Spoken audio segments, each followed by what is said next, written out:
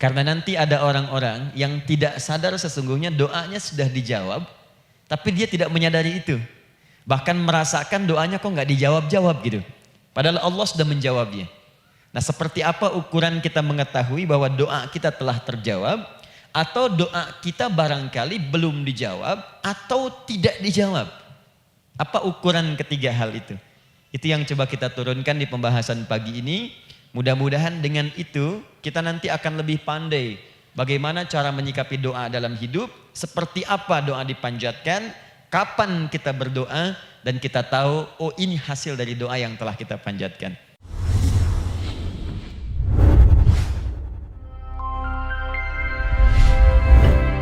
Alhamdulillahi Rabbil Alamin alladhi amarana bid-du'a faqala wa qala rabbukum ud'uni أستجب لكم فوعدنا بالإجابة فقال وإذا سألك عبادي عني فإني قريب أجيب دعوة الداعي إذا دعان والصلاة والسلام على رسول الله الذي وعدنا بالإجابة عندما ندعو إلى الله سبحانه وتعالى فقال من ضمن دعائه في أسماء الحسنى اقتداء من أصحابه صلى الله عليه وسلم أرأيت ماذا دعوت فقد دعوت بأسمائه الأعظم إذا دعي بها أجاب وإذا سئل بها أعطى اللهم صل وسلم وبارك على رسولك الكريم النبي الأمين وعلى آله وصحبه وأمته إلى يوم الدين أما بعد فيا عباد الله أوصي نفسي وإياكم بتقوى الله فقد فاز المتقون فلا تموتن إلا وأنتم مسلمون. Saudariku sekalian, para ibu baik yang di dalam ruang masjid ataupun yang di luar masjid, di sekitaran Masjid Trans Studio, saya ingin mengajak pada seluruhnya tanpa kecuali, mari kita senantiasa bersyukur pada Allah Subhanahu wa taala atas nikmat yang telah kita dapati sampai dengan pagi hari ini. Syukur itu selalu menambah ketenangan di dalam jiwa. Syukur itu bisa mengentaskan sebagian persoalan hidup yang kita rasakan. Syukur itu bisa menambah kekuatan dari perasaan lemah yang kita rasakan. Dan syukur itu puncaknya bisa mengantarkan ke dalam surga terbaik yang dijanjikan, hingga Allah menyebutkan kemudian dalam Al-Quran, wa qalilun min ibadiyasy syakur. Sedikit sekali di antara hamba-hambaku itu yang bisa menjadi orang yang pandai bersyukur kepada Allah Subhanahu wa taala. Mudah-mudahan hidupan kita sampai hari ini seluruhnya diterima oleh Allah Subhanahu wa taala sebagai amal saleh, dan semoga yang belum mendapatkan hidayah untuk berislam sampai dengan pagi hari ini dihunjamkan hidayah kepada dalam jiwanya oleh Allah Subhanahu wa taala agar bisa berislam sebelum wafat menghadap Allah Subhanahu wa taala. Baik, hari ini kita akan belajar. Saya akan cepat masuk kepada pembahasan karena waktu kita cukup singkat, tentang orang-orang yang dikabulkan doanya yang tersebut dalam Al-Quran khususnya dan sunnah-sunnah Rasulullah Sallallahu Alaihi Wasallam. Kita akan bagi pembahasan kita ke dalam 3 bagian. Pertama, kenapa kita mesti berdoa? Di poin pertama.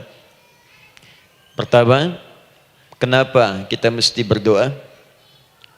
Yang kedua, bagaimana cara berdoa yang baik, yang cepat dikabulkan oleh Allah Subhanahu wa taala.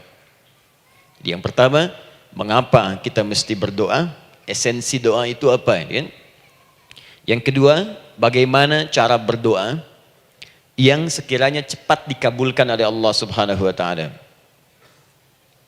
Dan yang ketiga, kita akan melihat ukuran pengabulan doa. Seperti apa doa itu dikabulkan. Karena nanti ada orang-orang yang tidak sadar sesungguhnya doanya sudah dijawab, tapi dia tidak menyadari itu. Bahkan merasakan doanya kok nggak dijawab-jawab gitu. Padahal Allah sudah menjawabnya. Nah, seperti apa ukuran kita mengetahui bahwa doa kita telah terjawab, atau doa kita barangkali belum dijawab, atau tidak dijawab? Apa ukuran ketiga hal itu? Itu yang coba kita turunkan di pembahasan pagi ini. Mudah-mudahan dengan itu kita nanti akan lebih pandai bagaimana cara menyikapi doa dalam hidup, seperti apa doa dipanjatkan, kapan kita berdoa, dan kita tahu oh ini hasil dari doa yang telah kita panjatkan. Sepakat sampai di sini? Baik ya, tinggal sepakat saja ya. Kan biasanya yang nerangkan saya, nulis saya, ngapus saya sampai selesai pula. Baik, ayo kita mulai. Bismillah. Mengapa kita mesti berdoa? Kita buka dulu ibu sekalian. Ya, yang di ruangan ini ataupun yang di bawah, semuanya insya Allah memiliki kemuliaan yang sama di hadapan Allah Subhanahu wa taala sesuai dengan keikhlasannya, ya, sesuai dengan keikhlasannya. Karena hadisnya umum sifatnya. Man salaka tariqan yaltamisu fihi ilma, sahhalallahu lahu tariqan ilal jannah. Siapa yang menyiapkan dirinya menempuh perjalanan dan dia meniatkan ingin belajar pengetahuan agama walaupun sedikit, maka dia akan dapat balasan dari Allah, minimal setiap langkahnya akan dicatat meringankan langkah dia ke surga nantinya. Ya, dan di situ tidak disebutkan khusus bagi yang di dalam ruangan masjid. Lantai 2 lagi misalnya. Tidak. Ya, jadi yang di sekitaran, yang di depan semua berdasarkan niatnya, ya. Berdasarkan niat dan kuantitas amalannya. Di kuantitas itu tambah. Mungkin Ustadz belum datang, ibu ada yang berzikir, ada yang baca Al-Qur'an, ada yang istighfar, itu yang nambah pahala. Ya. Kalau yang pasang status, pasang kamera, ya itu saya nggak tahu. Ayo kita kembalikan sini. Pertama, Quran surah ke-7 ayat 172. Quran surah ke-7 Al-A'raf ayat 172. Kemudian setelah itu diperintahkan dalam Al-Quran surah ke-40 Ghafir ayat ke-60. Lalu kita praktekkan ini dalam keseharian kita. Saya beri contoh misalnya Quran surah ke-2 ayat ke yang paling banyak nih dibaca 201. Kadang-kadang misalnya Quran surah ke-2 ayat 286. Banyaklah. Quran surah ke-7 ayat 23 misalnya dan seterusnya. Ini bagian pertama.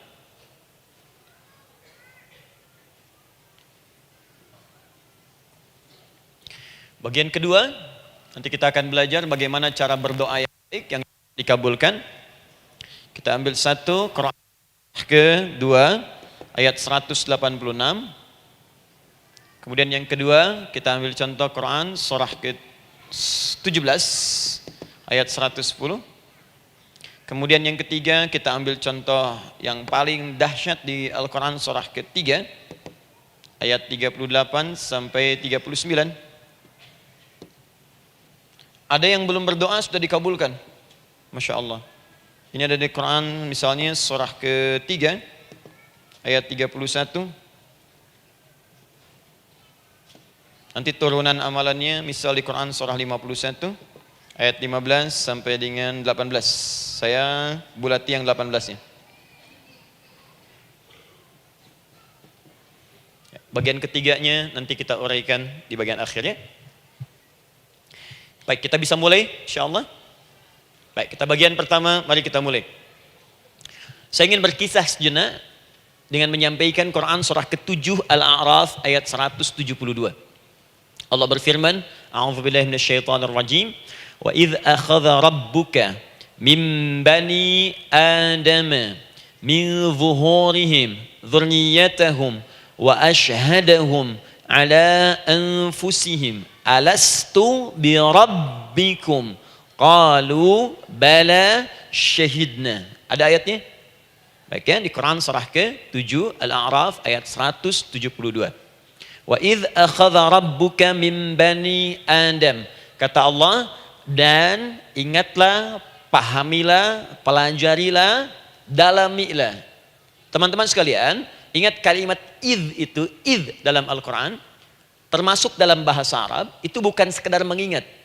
Idz itu bisa mengandung arti memahami dengan dalam. Menganalisis. Ya, memaknai itu idz. Jadi bukan sekedar mengingat. Bukankah ibu kalau mengingat sesuatu berusaha mendalaminya? Ya, kalau nggak percaya saya tanya begini. Coba ibu ingat kemarin jam 5 sore ada di mana? Bukankah sekarang sedang mendalami sesuatu? Sedang mencari memori jam 5 sore kemarin ada di mana? Setelah itu dihimpun jadi sesuatu lalu disampaikan dengan terstruktur, dengan rapi. Oh, kemarin saya ada di sini, di sini, di sini, mengerjakan ini. Itu idz dalam bahasa Arab. Kalau di Al-Quran ada kalimat idz.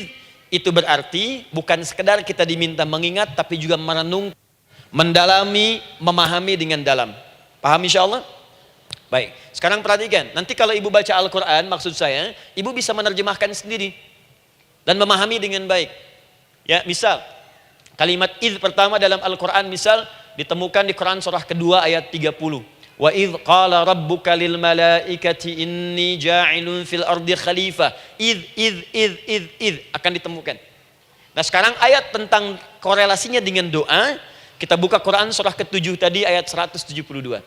Wa idz akhadha rabbuk, dan pahami ya kata Allah, renungkan ya, maknai dengan dalam ketika Allah menyampaikan, membuat komitmen dengan semua anak cucu Adam tanpa kecuali. Semuanya. Ingat kalau ditemukan kalimat Bani Adam. Bani Adam disebutkan 7 kali dalam Al-Quran. Ya. Berapa kali? 7 kali. Kalimat Bani Adam. Bani Adam. Ini menunjuk pada semua keturunan anak cucu Adam sampai selesai kehidupan. Ya, dari Nabi Adam alaihissalam, kemudian pasangannya Sayyidah Hawa alaihissalam, kemudian keduanya mulai berumah tangga, melahirkan keturunan, diabadikan di Al-Quran surah keempat, ya, surah Ibu, ayat yang pertama. Ya ayyuhan nasu taqu rabbakumul ladzi khalaqakum min nafsin wahidah wa khalaqa minha zawjaha. Di situ kemudian ada Adam, zaujaha Hawa, ya. Wa batha minhuma rijalan katsiran wa nisaa. Dari situ turun keturunan laki-laki perempuan, laki-laki perempuan. Nanti menyebar, Bu, ya, menyebar. Ada yang ke Chicago, ada yang di Chicago, ada yang di Singaparna, ada yang di Singapura. Semua nyebar. Ya, di Sunda, dari Jawa sampai ke Sumatera, sampai Indonesia, sampai Nusantara, sampai Asia, Eropa, sedunia. Nanti penyebarannya disebutkan di Quran surah ke-49 ayat ke-13. Ya ayyuhan nasu inna khalaqnakum min dzakarin wa untha. Hai manusia, semua saya ciptakan ada 2 jenis. Kalau bukan laki-laki itu pasti perempuan. Jadi tidak ada yang ketiga. Ingat ya? Kalau bukan laki-laki siapa? Perempuan. Jadi tidak ada misalnya, maaf, laki-laki yang keperempuan-perempuanan, yang gerakannya melambai, ya, kata-katanya terlampau lembut misal, dan tidak ada pula perempuan yang perkasa, ya, terlampau kuat misalnya, melampaui batas-batas standarnya. Jadi kalau bukan laki-laki pasti perempuan. 2 saja. Jadi kalau misalnya masih ada yang bingung, tentukan dirinya, ya, dan lihat fitrahnya. Lihat fitrahnya. Baik, kemudian waja'alnakum syu'uban wa qabaila. Kami tempatkan kalian mungkin beda-beda tempat. Syu'ub, beda tempat. Ya, ada yang misalnya RT, RW, kecamatan, beda kampung, beda negara, sampai seluruh dunia. Wa qabail, satu tempat itu sukunya bisa beda. Coba Ibu lihat misalnya, ya, di daerah Sumatera saja ada berapa suku? Di Sunda paling banyak suku, gitu ya? Banyak sekali. Jadi bisa lain-lain, bisa beda-beda. Nah, lita'arafu, semua saling mengenal, silakan. Nah, ketika semua tadi ditempatkan di semua pelosok dunia, baik laki-laki, perempuan, dari anak keturunan Adam, itu semua anak keturunan Adamnya disebut dengan satu nama saja dalam Al-Quran, yaitu Bani Adam. Jadi kalau kita mau cari keturunan kita, sampai ke asal mula kita, dari kita sekarang, itu semua akan tersambung kepada Adam alaihissalam. Puncaknya akan ke sini. Ya. Dan tidak akan nyasar kemana-mana, Bu. Ya, ada sebagian manusia nasabnya tidak ingin ke Adam, inginnya bergeser, sehingga mengatakan manusia berasal dari monyet katanya. Ya. Ada yang berkata begitu. Ibu sampaikan saja kalau bapak dari monyet, silahkan saja, jangan ngajak-ngajak saya, gitu ya.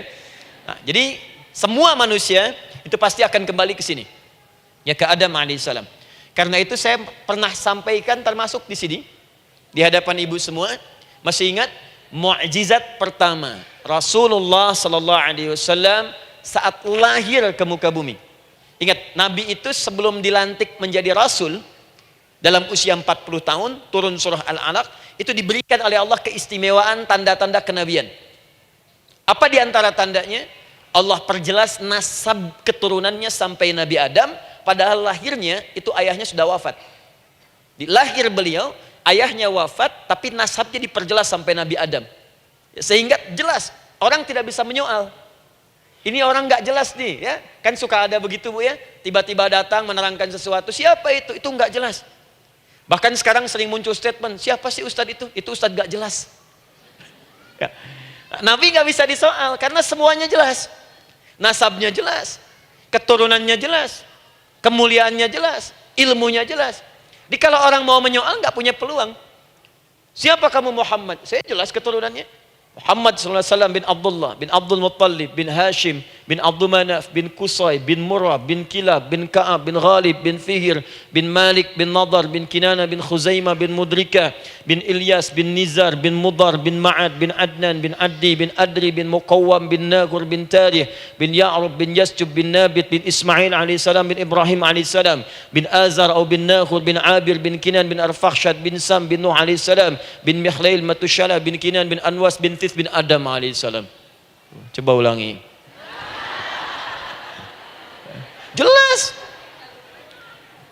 Jelas. Jadi orang nggak bisa nyoal, itu mukjizat, ya. Keistimewaan pertama sebelum Allah kemudian angkat menjadi nabi dan rasul di usia 40 tahun. Jadi kalau ibu ditanya, kamu jelas enggak? Jelas. Apa binnya? Bin Bani Adam. Itu bocoran dari Al-Quran. Ya, kalau ditanya keturunan siapa kamu? Adam. Tahu dari mana? Allah yang nyampaikan langsung. Apa kata Allah? Bani Adam. Jelas, ya? Baik. Jadi ini kembali kepada Adam alaihissalam. Nah, semua anak cucu Adam yang saya garis bawahi, sejak mulai terlahir itu sudah ada komitmen dari Allah dengan anak cucu Adam ini sebelum terlahir ke dunia. Sejak dalam kandungan. Jadi kalau ibu belajar hadis, misal, dulu saya pernah amanahkan kalau ibu mau belajar dasar-dasar, cari kitabnya Imam An-Nawawi yang Al-Arba'in An-Nawawiyah, 42 hadis. Hadis keempat, ya, paling kiri sebelah atas di kitabnya. Dari Abdullah bin Mas'ud radhiyallahu taala anhu, ya. Qala Nabi sallallahu alaihi wasallam bahwa shadiqul masduq. Nabi SAW pernah menyampaikan sedangkan beliau orang benar dan dibenarkan. Kapan perjanjian ini dibuat? Dalam usia kandungan 4 bulan. Dalam kandungan. Inna ahadakum yujma'u fi batni ummihi. Setiap kalian yang akan terlahir dari anak cucu Adam, kecuali Adam, Bu, ya. Ingat, kecuali Adam, kecuali Hawa, karena ini asal mula manusia keduanya. Tapi keturunan Adam dan Hawa akan mengalami proses yang sama. Dikandung dulu ibundanya, kemudian terlahir. Adam tidak dikandung, ingat, Adam tidak ada bapak, Adam tidak ada ibu. Langsung diciptakan wujudnya oleh Allah Subhanahu wa taala dari bahan dasar yang sama dengan manusia. Ya, karena itu saya pernah ditanya, pernah berdialog, ya. Ustaz, ini spesial Nabi Isa ini. Ya, spesial, Yesus Al-Masih Nabi Isa spesial. Karena itu diangkat sebagai Tuhan. Apa yang spesial? Kata beliau, karena ini bisa menghidupkan yang mati. Yang kedua, ini lahirnya beda dengan orang biasa. Bagaimana lahirnya? Tanpa bapak. Ibu saja tanpa bapak. Mana ada manusia yang lain seperti ini? Saya bilang Adam lebih spesial lagi. Lahir tanpa ibu, tanpa bapak. Kenapa nggak jadi Tuhan? Tapi kan Adam nggak bisa menghidupkan yang mati. Dengan izin Allah, maaf, Nabi Ibrahim lebih canggih lagi. Buka Quran surah kedua, ayat 260. Paling kiri sebelah atas. Wa idh qala Ibrahim Rabbi arini kaifa tuhyil mauta. Qala awalam tu'min. Qala bala walakin inna qalbi. Ketika Ibrahim bermohon kepada Rabbnya, ya Allah, tolong tunjukkan kepadaku bagaimana cara menghidupkan yang mati. Kata Allah, kamu masih nggak yakin? Kata Ibrahim, saya yakin-yakinnya. Cuma supaya hati saya tenang, buktikan kepada yang lain tentang kuasamu. Kata Allah, gampang. Lalu Allah berikan kemudian satu ketentuan sama persis dengan Nabi Isa. Cuman prosesnya lebih canggih. Kalau Nabi Isa, tepuk mayatnya, bangun, bicara. Nabi Ibrahim kata Allah, nih ambil burung, potong-potong dulu, dicincang dulu. Sudah dicincang kemudian, mayatnya disimpan, jasadnya di tempat bukit yang berbeda. Kalau sekarang potong burung, simpan di bukit satu, jasad yang kedua simpan di bukit B. Kepalanya simpan di bukit A, ekornya simpan di bukit B, badannya simpan di bukit C. Panggil dengan nama Allah. Thummat uhunna ya'tina kasa'ya. Panggil, bismillah, dengan nama Allah, hidup, hidup. Sama persis dengan Nabi Isa. Dengan nama Allah biiznillah, hidup, hidup. Nabi Ibrahim biiznillah, dengan nama Allah hidup, hidup. Menyatu semuanya jadi satu. Psst. Kalau Nabi Isa kemudian ada yang menduga sebagai Tuhan, kenapa Nabi Ibrahim tidak angkat jadi Tuhan? Paham ya? Nah, ini menunjukkan bahwa ada pola pemikiran yang harus dikembalikan supaya benar cara memahaminya. Jelas sampai sini? Maaf saya sedikit agak lompat ya. Saya kembalikan kemudian, perhatikan sini. Inna ahadakum yujma'u fi batni ummihi. Karena itu semua anak cucu Adam, beda dengan Adam, akan proses lahirnya dikandung dulu di perut ibundanya. Fokus baik-baik. Arba'ina yauman nutfah, 40 hari pertama baru kemudian proses antara spermatozoa dengan ovum berproses. Thumma yakunu mithla dzalika, kemudian alaqah. 40 hari yang kedua jadi alaqah, zigot yang menempel di dinding rahim. Thumma yakunu mithla dzalika mudghah. 40 hari ketiga berbentuk mudghah, sudah mulai berbentuk daging sekeratan, ada bentuknya. Dan usianya sudah 4 bulan, 40 hari ketiga, 120 hari. 120 hari. Thumma yursalu ilaihil malak, kemudian diutuslah malaikat, fayanfukhu fihi ruh, maka ditiupkan roh ke dalamnya. Jadi ingat, kalau di antara sini, di antara kita ada ibu misalnya yang tengah hamil, tengah mengandung, ingat baik-baik, atau keluarganya, kerabatnya, usia 4 bulan itu roh sudah ditiupkan. Di kandungan sudah ada rohnya. Hati-hati ya. Berapa bulan? 4 bulan. Karena itu nanti ada ayat dalam Al-Quran, Quran surah ke-7 ayat 189. Di posisi ini harus banyak berdoa dan beramal soleh. Ingat ya, berdoa, beramal soleh, minimal minta kepada Allah. Da'awallaha rabbahuma la in ataitana salihah lanakunanna minasyakirin. Minta banyak kepada Allah, ya Allah jadikan anak saya anak yang soleh, jadikan anak saya anak yang soleh. Dari usia itu 4 bulan sampai ke atas menjelang lahiran. Nanti diiringi oleh amal soleh kedua orang tuanya. Ini sudah penelitian dokter muslim, khususnya di Asia Tenggara. Saya diskusi dengan seorang dokter muslim, ternyata ada korelasi amal soleh yang dikerjakan kedua orang tua, ayah dan bunda, atau calon ayah dan bunda, kepada anak yang sedang dikandung, yang belum dilahirkan. Jadi kalau orang tuanya rajin baca Al-Quran, itu berpengaruh ke anak, Bu. Dan penelitian terkini, itu mempercepat anak itu menjadi seorang penghafal Quran ketika lahir. Ya, pernah satu kali dibacakan Al-Quran, posisi janin itu berubah. Seperti sujud gitu. Itu penelitian sudah di MRI waktu itu dilihat ya, kelihatan. Jadi ada korelasi antara kesolehan orang tua dengan kesolehan anak yang sedang dikandung. Hati-hati ya. Tapi yang penting diketahui adalah dalam usia kandungan 4 bulan itu disebutkanlah isyarat di Quran surah ke-7 ayat 172 terjadi perjanjian komitmen dengan Allah Subhanahu wa taala. Apa perjanjiannya? Wa idz akhadha rabbuka min bani adama min zuhurihim dzurriyyatahum wa asyhadahum ala anfusihim. Lihat perjanjiannya, saya fokus di kalimat ini, alastu bi rabbikum. Apakah engkau akan berkomitmen saat ini? Bersaksi? Karena kalimatnya bersaksi. Wa asyhadahum, dan mereka bersyahadat, bersaksi, komitmen. Di komitmennya menggunakan kata syahadat di sini. Karena itu nanti setiap bayi yang sudah terlahir dari rahim ibu manapun itu berada dalam keadaan suci karena sudah bersyahadat dalam perut ibundanya. Masih ingat hadis ini? Kullu mauludin yuladu 'alal fitrah. Setiap yang terlahir dari rahim perempuan manapun itu membawa fitrah. Apa di antara fitrah yang dimaksudkan itu? Fitrah keislaman, fitrah mengakui Allah sebagai Tuhan.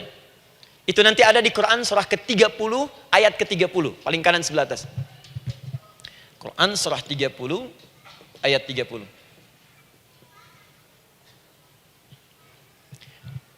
Fa'aqim wajhaka lid-dini hanifa. Hei setiap manusia, fa'aqim wajhaka, hadapkan, pasrahkan, arahkan dirimu sepenuhnya. Lid-dini, pada ketentuan ad-din, hanifa, dengan lurus. Di setiap manusia itu punya fitrah untuk beragama. Punya kecenderungan untuk mencari Tuhan. Silakan ibu cek, manusia manapun yang pernah hidup, itu pasti akan mencari Tuhan. Silakan. Karena itu Allah beri jalan, begini cara mencarinya.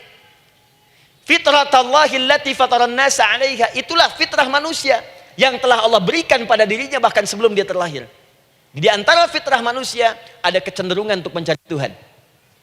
Ada kecenderungan untuk mendekat kepada Allah. Bahasa Qur'annya din lidini hanifa. Apa itu din? Itulah Islam. Quran surah ketiga ayat 19. Inna dina indallahil Islam. Karena itu silakan cek, semua orang itu pasti akan mencari Tuhan. Setiap manusia. Ada yang melihat kayaknya ada di hewan, kayaknya ada di pohon, kayaknya ada di alam, kayaknya ada di patung, kayaknya ada di... Mencari dia. Terus Allah beri jalan. Kalau kamu ingin mencari yang benar, din yang dimaksud Islam, diberikanlah tuntunan dalam Islam. Jelas sampai sini? Baik. Karena itulah kemudian setiap bayi yang terlahir itu disebut oleh Nabi dia suci, dia bersih karena telah membawa risalah Islam dalam dirinya. Hanya sayang nanti fa'abawahu yuhawidanihi au yunassaranihi au yumajjisanihi. Lingkungan nanti akan merubah dia keluar dari fitrahnya. Bisa dipengaruhi, tiba-tiba berubah misalnya keyakinan. Bisa karena kejadian tertentu dia jauh dari Allah Subhanahu wa taala. Dia muslim, cuman karena kondisi tertentu, pekerjaan menjauhkan dia dari Allah, lupa sholat. Telenovela menjauhkan dia dari Al-Quran. WhatsApp, Facebook, media sosial melupakan dia dari ibadah. Coba ibu, kalau online setiap hari berapa kali dengan media sosial? Ganti status. Online dengan Allah berapa kali dalam sehari? Coba hitung. Online dengan Allah yang paling maksimal kan sholat fardu 5 kali. Kalau 1 kali 5 menit kali 5 cuma 25 menit. 25 menit online dengan Allah. Berapa menit online dengan media sosial yang tidak nyata? Dan cita-cita masuk surga. Ayo sini. Nah, saya belum selesai. Jadi yang pertama, dalam perjanjian 4 bulan ini, pertama ada komitmen bersyahadat menuhankan Allah. Tapi yang kedua, ini yang dahsyat. Perhatikan kalimatnya, fokus. Saat Allah memperkenalkan dirinya, dalam kandungan kita, usia 4 bulan itu, dengan nama apa Allah memperkenalkan dirinya? Coba lihat ayatnya. Alastu bi rabbikum, dengan nama Rabb. Wa idh akhadha rabbuka min bani Adama dzurriyyatahum. Awas, wa ashhadahum ala anfusihim.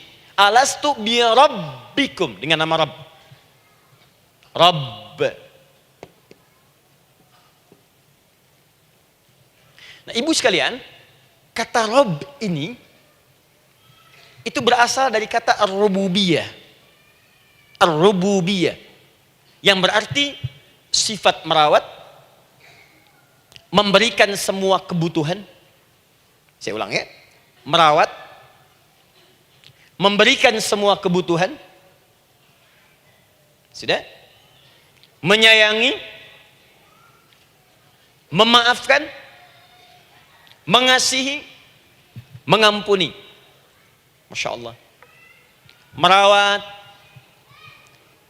memenuhi sebuah kebutuhan, menyayangi, memaafkan, mengampuni. Jadi semua hal yang terkait dengan perhatian ada pada kalimat Rabb. Sifatnya disebut dengan rububiyah. Zat yang memperhatikannya disebut dengan Rabb, namanya Rabbun. Baik. Pelan-pelan. Nah, seakan-akan Allah ingin berkata begini, hei, engkau buat perjanjian dengan saya sekarang. Engkau bersaksi, saya sebagai Tuhan, siap bersaksi, menuhankan saya. Nanti ketika kamu lahir, apapun yang kamu butuhkan dalam kehidupan, aku akan berikan. Kamu akan saya rawat, kalau sakit, kamu saya sembuhkan. Minta sesuatu yang kamu butuhkan, saya akan berikan. Kamu butuh sesuatu, saya akan hadir. Kamu salah minta maaf, saya maafkan. Kamu dosa minta ampun istighfar, saya ampuni. Kamu ingin sesuatu yang lebih baik, saya berikan. Pokoknya semua yang kamu inginkan selama engkau butuhkan itu baik, aku berikan. Kira-kira, maaf Bu ya, maaf sekali. Kalau ada yang nawarkan pada ibu, mau nggak ikut saya? Nanti sebuah kebutuhannya saya berikan. Kalau sakit saya berikan jaminan kesembuhannya. Kalau butuh sesuatu saya berikan. Kalau ingin ini itu selama butuh saya sampaikan. Kira-kira ibu nolak atau ikut? Baik. Ikutnya mikir dulu atau tidak? Tidak. Jangankan yang tinggi-tinggi Bu ya, suami aja nawarkan, "Mah, mau nggak ikut papa? Papa nanti kasih handphone S10. Sama gelang nggak Pak? Ikut ya. Dan tanpa pikir. Dalam bahasa Arab, sesuatu yang disetujui tanpa difikirkan lagi, itu disebut bala namanya. Bala, sekali saja. Sekali, ya, tidak dua kali. Tidak ditambah, tidak dikurangi. Ingat, kalau Allah sudah sampaikan kalimat, jangan tambah, jangan kurangi. Ya. Bala, tidak ditambah nga, tidak disebutkan dua kali. Bala. Ya. Bala itu artinya siap. Ya. Tanpa pikir. Karena memang nggak ada yang dipikirkan lagi. Apa yang mau dipikirkan? Semua kebutuhan dikasih. Semua keinginan dikabulkan sepanjang baik. Kalau sakit ada jaminan disembuhkan, dikasihi, disayangi, salah dimaafkan. Ya, kalau dosa diampuni, apalagi yang kurang, nggak ada aib, nggak ada yang kurang, sempurna semua. Kita katakan bala tanpa fikir. Karena itu, perhatikan, setiap kita kemudian, ibu sekalian, datang terlahir ke bumi, mengalami kehidupan, fitrah kita setiap mendapatkan kebutuhan, kita akan menyebut nama Allah Subhanahu wa taala dengan nama yang telah dijanjikan itu. Silakan ibu cek. Bukankah ibu ketika ada kesulitan memohon kepadanya? Ya Allah, tolong sembuhkan ya Allah. Ya Allah, lancarkan ya Allah. Ya Allah, sukseskan suami saya. Ya Allah, tenangkan kehidupan rumah tangga kami. Ya Allah, anugerahkan solusi. Ya Allah, sembuhkan ibu saya. Semua minta kan? Dan dahsyatnya, ketika ibu memohon kepada Allah itu, ibu gunakan kalimat yang telah disepakati ketika Allah sampaikan kepada kita. Rabb, Rabb, Rabb. Perhatikan, kalau ibu berdoa, doa apa paling favorit? Rabbana atina fid dunya hasanah. Fil akhirati hasanah. Wa qina. Doa apa itu? Sapu jagat. Bu bayangkan, Nabi aja nggak tahu tuh istilah itu sapu jagat. Ibu tahu? Wah, Masya Allah, Indonesia kreatif. Luar biasa. Ada doa sapu jagat, nggak ada doa sapu nggak ada jagatnya, ada doa jagat nggak ada sapunya. Wah, pokoknya luar biasa lah. Ya. Ya, lihat, bukankah kalimatnya dibuka dengan Rabb? Rabbana atina fid dunya sana. Rabbana zalamna anfusana wa illam taghfir lana wa tarhamna lanakunanna minal. La yukallifullahu nafsan illa laha ma kasabat wa 'alaiha mak. Perhatikan, Rabbana la innasina Rabbana Rabb. Ini ayatnya. Sapu jagat Quran surah 2 ayat 201. La yukallifullahu Quran surah 2 ayat 286. Rabbana zalamna Quran surah 7 ayat 23. Yang ingin saya sampaikan, setiap kita butuh sesuatu, kita menyebut namanya dengan kalimat Rabb. Kenapa kita katakan Rabb? Karena Allah sendiri menyebutkan dengan kalimat Rabb. Alastu bi rabbikum, saya nanti adalah Tuhan yang akan memperhatikan kalian, menyayangi kalian. Saya Tuhan yang akan merawat kalian, memberikan semua kebutuhan. Makanya ibu tuh kalau ada persoalan nagih seakan-akan ke Allah. Ya Allah, kan engkau yang berjanji kepada saya. Engkau yang berjanji, engkau yang menepati ya Allah, karena engkau Tuhan. Kalau manusia, dia berjanji, dia yang mengingkari. Dia awali, dia yang akhiri. Tapi engkau beda ya Allah. Kenapa? Engkau berjanji, engkau yang menepati. Quran surah ketiga ayat 9. Innallaha la yukhliful mi'ad. Engkau yang berjanji, engkau yang menepati. Engkaulah awal dan akhir dari semua hal. Engkau mengatakan saya Rabb yang akan memberikan semua kebutuhan. Sekarang saya butuh ya Allah. Engkau berjanji akan menyembuhkan, sekarang saya sakit ya Allah. Engkau berjanji akan memberi solusi, sekarang saya sedang punya masalah ya Allah. Engkau berjanji akan memberikan kesuksesan, sekarang saya sedang menapaki itu ya Allah. Makanya ibu sebutkan kalimat Rabb, Rabb, Rabb, Rabb. Jadi sesungguhnya doa itu adalah fitrah dari setiap manusia, karena mulai dibangun komitmen sebelum dia dilahirkan ke muka bumi. Jadi kalau kita bicara tentang doa, doa itu fitrah kehidupan bagi setiap manusia. Hidup. sekaligus penanda komitmen yang membedakan antara Khalik dengan makhluk, hamba dengan Allah, manusia dengan Tuhan. Kan Allah katakan, saya Rabb ya, saya yang ngasih, saya yang Tuhan. Berarti kita yang makhluk kan? Kita yang butuh kan? Allah yang memberi, kita yang butuh. Untuk membedakan mana yang butuh, mana yang ngasih, maka pembedanya adalah doa. Jadi kalau ada manusia yang nggak pernah doa selama hidup, itu tandanya ada yang salah dengan kehidupannya. Karena seakan-akan dia nggak butuh Tuhan. Sebab perbedaan manusia dengan Tuhan itu sebelum lahir, salah satunya ditunjukkan dengan sifat butuh kita kepada Allah. Makanya sekaya-kayanya orang itu pasti berdoa. Manusia paling kaya di muka bumi pun kalau besoknya mau ada pekerjaan atau proyek, dia berdoa dulu tuh. Ya Tuhan, tolong lancarkan proyek ini. Butuh.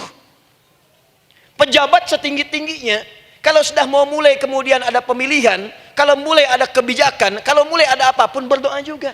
Itu tandanya butuh. Butuh. Di setiap manusia itu pasti butuh dengan Allah. Karena itu kalau ada manusia yang nggak pernah berdoa selama hidupnya, itu langsung mendapatkan kecaman dari Allah dan dijamin akan masuk neraka yang paling dalam. Karena seakan-akan dia sudah nggak butuh dengan Allah. Saya ulang ya, saya ulang. Doa itu fitrah hidup manusia yang sekaligus menunjukkan statusnya sebagai hamba. Jadi kalau ibu update status di media sosial, mulai sekarang tuliskan hamba. Hamba. Sudah. Mau sifatnya apapun tetap hamba. Ya, mau pejabat, mau orang kaya, mau cukup, mau macam-macam, mau ustadz, mau syekh, mau habib, tetap ujungnya hamba. Dan butuh penghambaan itu diwujudkan dalam bentuk doa. Muncullah Quran surah ke-40 ayat ke-60. Wa qala rabbukum, Rabb, selalu Rabb. Wa qala rabbukum ud'uni astajib lakum. Innal ladzina yastakbiruna an ibadati, awas, sayadkhuluna jahannama dakhirin. Allahu akbar. Dan Rabbmu berfirman, mengingatkan kembali kepada kalian semua, hei hamba-hambanya. Kalau ada kebutuhan, kalau ada masalah, kalau ada permintaan, kata Allah, ayo doa sama saya. Minta. Kan kita sudah bikin perjanjian. Makanya Allah katakan, kalau punya masalah, Bu, berdoa. Bukan mengeluh. Kalau punya persoalan, Bu, berdoa. Bukan bikin status. Rasanya aku tidak sanggup.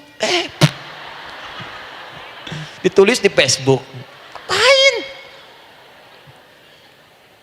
Terus kalimat Allahnya pun jelas. Minta kepadaku, bukan mengeluhkannya. Kamu tidak seperti yang aku kira.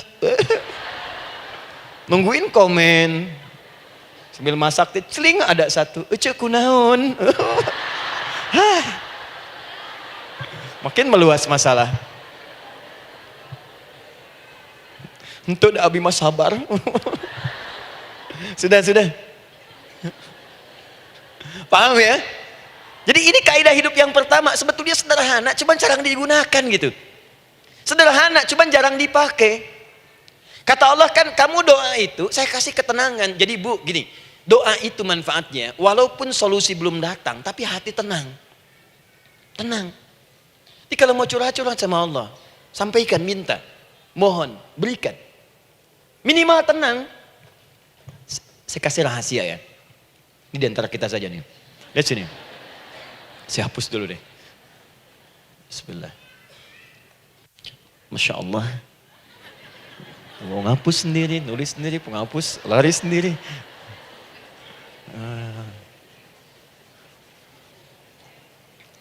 Bismillah. Oh ini ada dua ya. Sini. Baik. Buka Quran surat 7 ayat 205. Quran surat 7 ayat 205. Doa itu disebut zikir di ayat itu. Jadi kalau ibu sedang berdoa, itu sedang berzikir. Wadhkur rabbaka fi nafsika tadarruan wa khifatan wa dunal jahri minal qaul. Ada ayatnya? Oke. Pakai Rabb lagi kan? Wadhkur rabbaka. Kalau engkau punya masalah, kata Allah, sekecil apapun. Di rumah tangga kah, Di kantor kah, kehidupan sosial kah?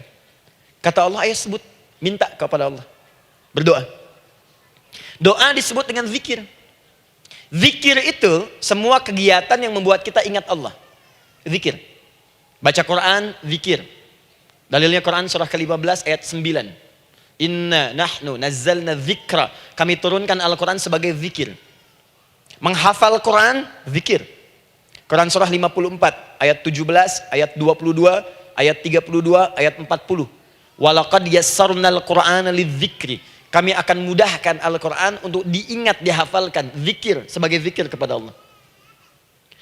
Ibu selepas sholat, baca subhanallah, alhamdulillah, Allahu Akbar, zikir. Quran surah keempat, ayat 103. فَإِذَا قَضَيْتُمُ الصَّلَاةَ فَاذْكُرُوا اللَّهَ. Maka jika anda telah tuntas mengerjakan sholat, segera berzikir kepada Allah. Sholat sendiri, zikir. Quran surah ke-20, ayat ke-14. Innani anallahu la ilaha illa ana fa'budni wa aqimis salata li dzikri. Saya Allah, kata Allah. Tidak ada Tuhan selain saya. Sembah saya. Bagaimana menyembah Allah? Tunaikan salat sebagai zikir kepada Allah. Zikir. Di zikir semua amalan yang mendekatkan kita dengan Allah. Doa itu satu dari bagian zikir. Tapi tahukah ibu fungsi zikir yang paling utama itu apa? Quran surah 13 ayat ke-28. Ala bidzikrillahi tatmainnul qulub. Yakinkan pada dirimu, kalau zikirmu benar kepada Allah, maka dia akan berdampak kepada hati menjadi lebih tenang. Zikir itu manfaat pertamanya membuat hati tenang, Bu. Tadi saya contohkan. Baca Al-Quran zikir kan? Jadi kalau ibu sedang tidak tenang, sedang gelisah, ada masalah, daripada mengeluh sana sini, wudu, Bu, wudu. Ambil mushaf. Baca. Saat baca itu mungkin solusi belum datang, tapi hati itu lebih tenang. Kaitan dengan bahasan kita, doa, minta. Doa.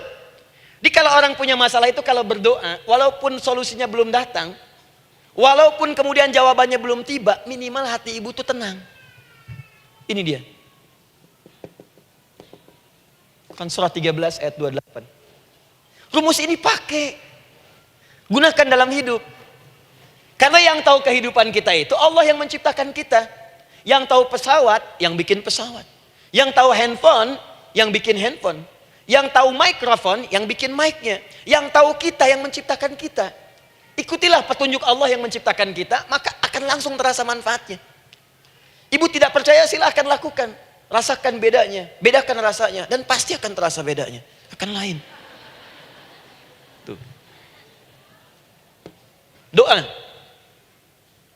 Tapi ingat yang paling penting kata Allah, doa itu bukan sekedar penting permohonannya, tapi menunjukkan status kita sebagai hamba di hadapan Allah Subhanahu wa taala. Jadi kalau ada orang selama hidup tidak pernah berdoa, artinya dia mengingkari status dia sebagai hamba di hadapan Allah Subhanahu wa taala. Mau menyejajarkan diri dengan Tuhan. Kan yang tidak pernah meminta itu Tuhan. Allah yang memberikan. Kalau manusia beda pasti minta. Artinya kalau ada manusia nggak pernah minta, seakan-akan bahasa halusnya, kamu ini ngaku jadi Tuhan. Saya tempatkan kau di neraka jahanam yang paling bawah. Jahanam itu, Bu, belum masuk saja sudah terasa. Terasa. Buka ibu Quran surah misalnya ke-40 Ghafir tuh. Ya, ayat 45 sampai dengan 47-nya. Sebelumnya lagi lihat Quran surah ke-8 ayat ke-50. Itu penghuni neraka, Bu, yang bukan jahanam saja.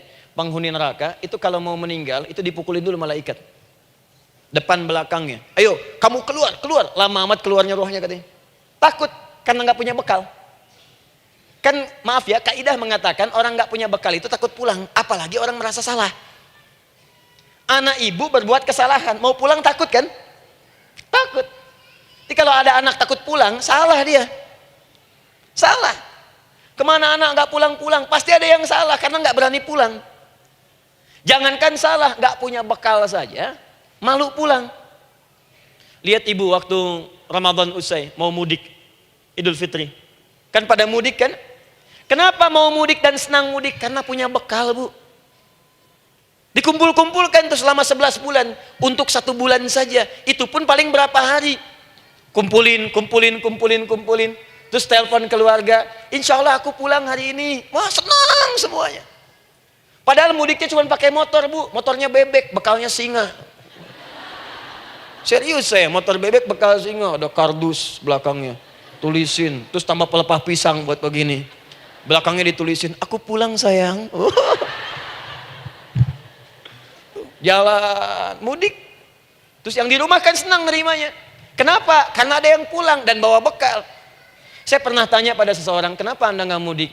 Nggak ada bekal Ustadz, nggak ada bekal, malu pulang. Kebayang nggak saat pulang menghadap Allah nggak punya bekal? Malu pulang, apalagi punya banyak salah. Jadi nggak mau keluar rohnya. Malaikatnya geram, dipukulin sama malaikat. Pukul depannya, pukul depan. Kamu ini cepat keluar, cepat keluar, cepat keluar. Keluar, keluar, keluar, keluar, keluar. Malu pulang. Tapi kalau punya bekal enak. Dan yang nyambut langsung malaikat. Bahkan nanti ada satu amalan saat dikerjakan. Itu orang ini sudah masuk surga. Tapi semua malaikat di semua pintu surga yang 8 itu datang mengunjungi dia mengucapkan selamat. Itu ada di Quran surah 13 ayat 24. Salamun alaikum bima sabartum fa ni'ma uqbaddar. Selamat ya saat di dunia sabar mencari bekal dan ini bekal terbaik yang kamu dapatkan, silakan nikmati surga yang kamu rindukan itu. Ini nikmat-nikmatnya tempat yang pernah nanti kamu kunjungi. Dan tinggal abadi di situ. Yang nyambut malaikat. Bayangkan semua malaikat, Bu. Semua malaikat dari pintu surga datang nyambut dia. Wah, Masya Allah, ada malaikat Jibril, Israfil, malaikat maut. Maaf ya, dicabut kemarin. Biasa, selamat, selamat, selamat, selamat, selamat. Dunia aja kalau ada yang nyambut senang kan? Rumah dicet, datang, sambut depan rumah, semua hidangan ada, Masya Allah. Bahkan yang tidak ada jadi ada. Luarnya kongwan, dalamnya rangginang gitu kan. Wah, muncul semua. Paham ya? Jadi ini bagian pertama. Jadi kita katakan kenapa manusia mesti berdoa. Jawabannya karena manusia itu hamba. Dan doa itu adalah fitrah bagian dari kehidupan. Kenapa manusia mesti berdoa? Karena ada komitmen dari Allah. Setiap dia mendapatkan sebuah persoalan, maka Allah akan jawab dan berikan jawaban dari semua persoalannya. Jalan mendapatkan jawaban itu adalah doa. Kenapa manusia mesti berdoa? Karena dia butuh dengan Allah. Dan puncaknya, kenapa dia mesti berdoa? Karena Allah ingin membahagiakan kehidupan dunianya sebelum sampai keabadiannya di akhirat. Jadi ketika kita berdoa, sebetulnya kebaikan untuk kita karena Allah ingin kita bahagia. Ingin mudah hidupnya. Jadi kalau ada orang nggak berdoa, sesungguhnya dia sedang menyulitkan diri sendiri dalam kehidupan dunianya sampai ke akhiratnya. Jelas sampai di sini? Masya Allah. Alhamdulillah. Baik, kalau sudah paham, saya hapus ini, kita masuk bagian yang kedua. Hapus lagi. Sab Muslimah edisi ke-15. 15 kali datang sendiri, ngulangin sendiri, nulis sendiri, ngapus sendiri. Masya Allah. Tinggal lihat, catat, masuk surga. Masya Allah. Alhamdulillah. Baik. Baik. Sudah? Alhamdulillah. Saya ingin setiap pembahasan kita dipahami ya. Saya tidak menyukai kalau datang melihat tapi nggak paham gitu. Ya, dengar tapi nggak paham. Saya tidak ingin satupun keluar dari sini kecuali paham. Ya. Ibu paham? Paham Ustaz. Pada pamit ya, silahkan. Apa yang ibu pahami? Doa. Ya. Dah. Nah, sekarang masuk bagian kedua. Bismillah. Kalau sudah mengerti yang tadi, persoalannya adalah bagaimana cara kita memohon kepada Allah. Itu dia. Bagaimana cara kita meminta? Kata Allah, kamu kalau punya masalah minta. Ya Allah, caranya bagaimana? Karena sesuatu yang dikerjakan tanpa ilmu dan tidak tahu caranya, itu bisa keliru. Hidup itu menyembah Allah tidak cukup dengan iman, Bu. Mesti pakai ilmu. Iman saja sekalipun kuat tanpa ilmu, itu bisa salah. Kuat ingin mendekat kepada Allah. Ya Allah, aku ingin ibadah, kuat. Saya punya kawan dulu di pesantren. Tahun kedua, dia sudah berubah. Ya, tadinya orang tuanya melihat anaknya Masya Allah, tiba-tiba ada perubahan, senang ibadah, Bu. Malam-malam dia bangun, ini kisah nyata, saya alami sendiri. Masya Allah, saya senang sekali. Kita saling doakan, dia bangun malam tahajud. Bangun jam 2, Anda bayangkan. Yang sebelumnya menjelang subuh atau apa. Ini malam Jumat lagi malam libur. Malam libur biasanya santri itu kebanyakan ada yang keluar, ada yang main, ada yang macam-macam. Ini dia malam tahajud. Jam 2 bangun.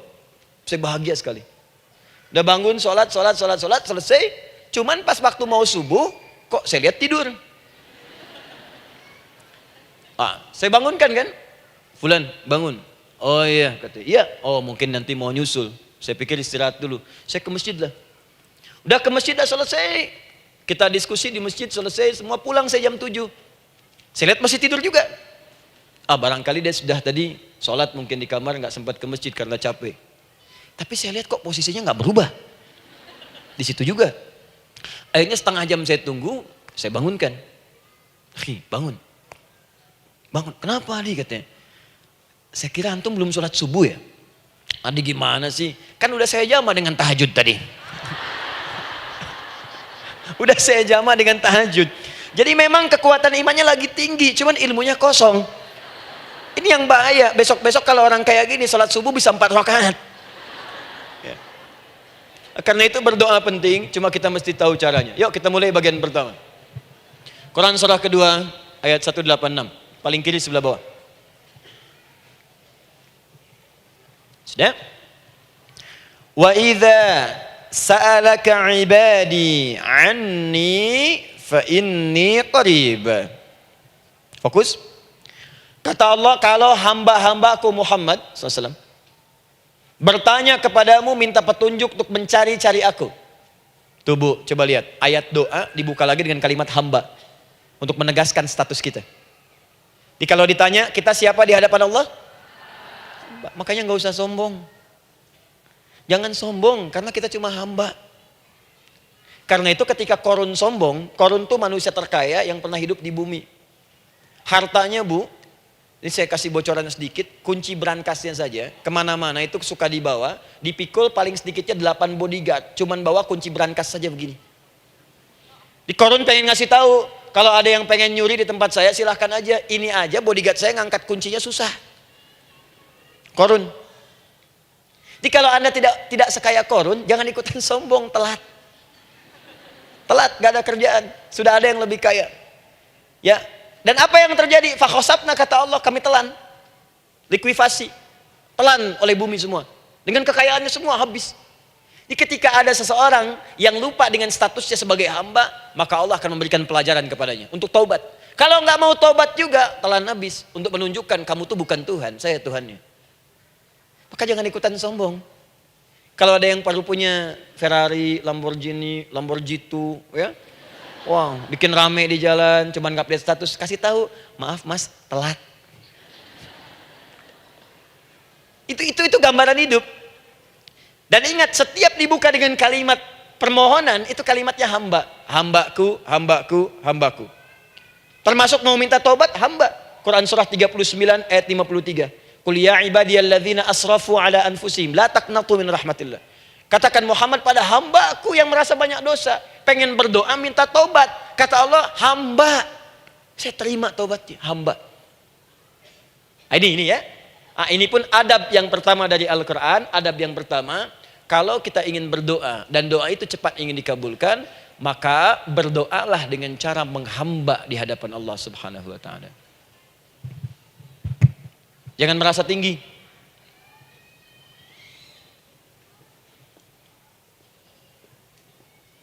Saya turunkan caranya. Bagaimana cara menghamba itu dengan cara yang baik? Fokus. Wa idza sa'alaka 'ibadi 'anni, Muhammad SAW, jika ada hamba-hambaku bertanya padamu tentangku, ingin mencari-cari aku. Masya Allah, ibu maaf ya, biasanya kan kalau orang mencari Allah, ingin mendekat kepada Allah, entah itu datang ke masjid, bangun malam, biasanya motifnya cuma 2. 1, ada kebutuhan, pengen berdoa, terus dekat sama Allah. Besok mau arisan, malamnya tahajud.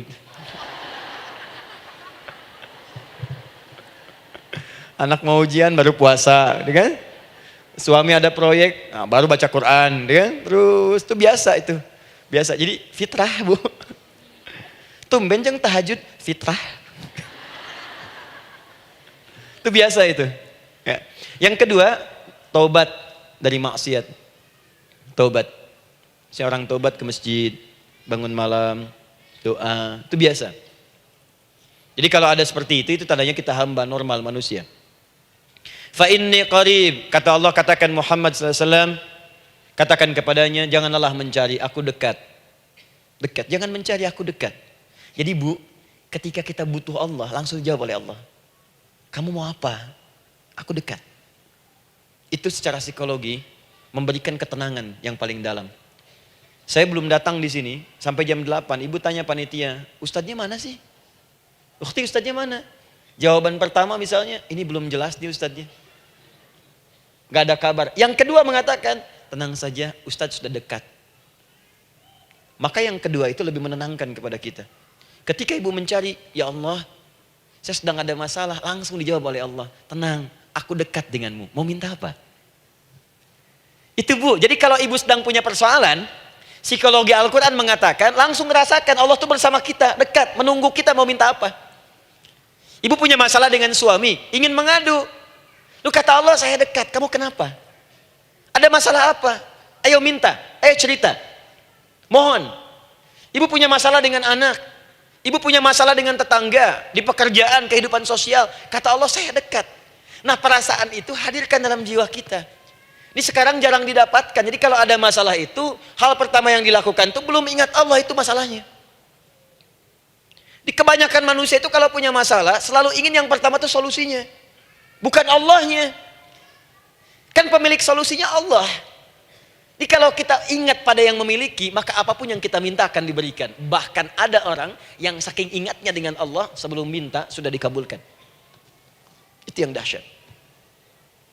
Nah, sekarang setelah kita paham tentang kedekatan ini, kemudian kita praktekkan. Jadi Bu, ya maaf ya, ketika ibu punya masalah apapun, yang pertama diingat Allah.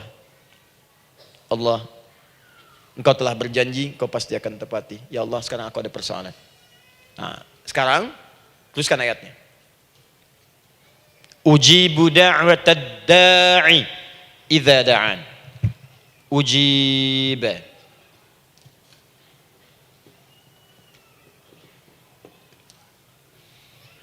Ujibu da'watad da'i idza da'an. Aku pasti akan menjawab, mengabulkan setiap doa hambaku jika dia bermohon kepadaku. Saya ingin ajarkan sedikit di gramatikal bahasa Arab. Ujib itu disebut dengan fi'il mudhari namanya. Saya kasih rumus cepat Bu ya. Insya Allah kalau ibu fokus dengan rumus ini, ibu nanti bisa memahami Al-Quran dengan baik. Saya kasih satu kalimat, hafalkan baik-baik. Ini gampang kok. Anita. Ya, Anita. Sudah? Anita. Baik. Hamzah, nun, ya, ta. Satukan Anita. Kalau di dalam kalimat ibu baca Al-Quran, di depannya ada huruf hamzah ini, atau nun, atau ya, atau ta, maka itu rumus mudhari namanya. Gak usah dihafalkan mudharinya, ya, gak usah dihafalkan sampai bikin misalnya satu ungkapan Anita istrinya Pak Mudhari, gak usah, gak ada kerjaan, ya, gak usah dihafal. Saya hanya ingin tunjukkan pemahaman. Kalau ada bentuk seperti ini punya 3 makna. Kalau dalam bahasa Inggris itu disebut present, ya, continuous, dan future. Present, continuous, and future. Sekarang, terus, sampai kapanpun. Sekarang, terus berlangsung, continuous, and future, sampai kapanpun di masa depan. Ini bentuknya disingkat dengan rumus ini, Anita. Di dalam konteks pengabulan doa, kata Allah, ketika saya akan kabulkan. Kalau kamu punya masalah, kamu berdoa, saya akan kabulkan. Nah, kalimat Allah saya akan kabulkan ini bentuknya menggunakan mudhari. Ada hamzah di depannya, ujib. Artinya apa? Kalau ibu sekarang berdoa, saya akan kabulkan, kata Allah. Terus kamu berdoa, saya akan jawab. Nanti pun punya masalah di masa depan, kamu berdoa, saya jawab juga. Jadi artinya tidak ada doa yang sia-sia. Semua doa, ingat, sepanjang kita butuhkan, pasti Allah berikan. Doa itu, sepanjang kita butuhkan, pasti akan dijawab.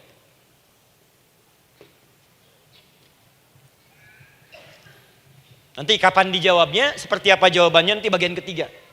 Kadang-kadang minta sekarang, dijawabnya nanti. Minta sekarang, dijawab sekarang. Ada yang mintanya A, dijawabnya B. Itu yang paling dahsyat. Ya. Jadi kalau saya tanya, kalau kita berdoa, dijawab tidak oleh Allah?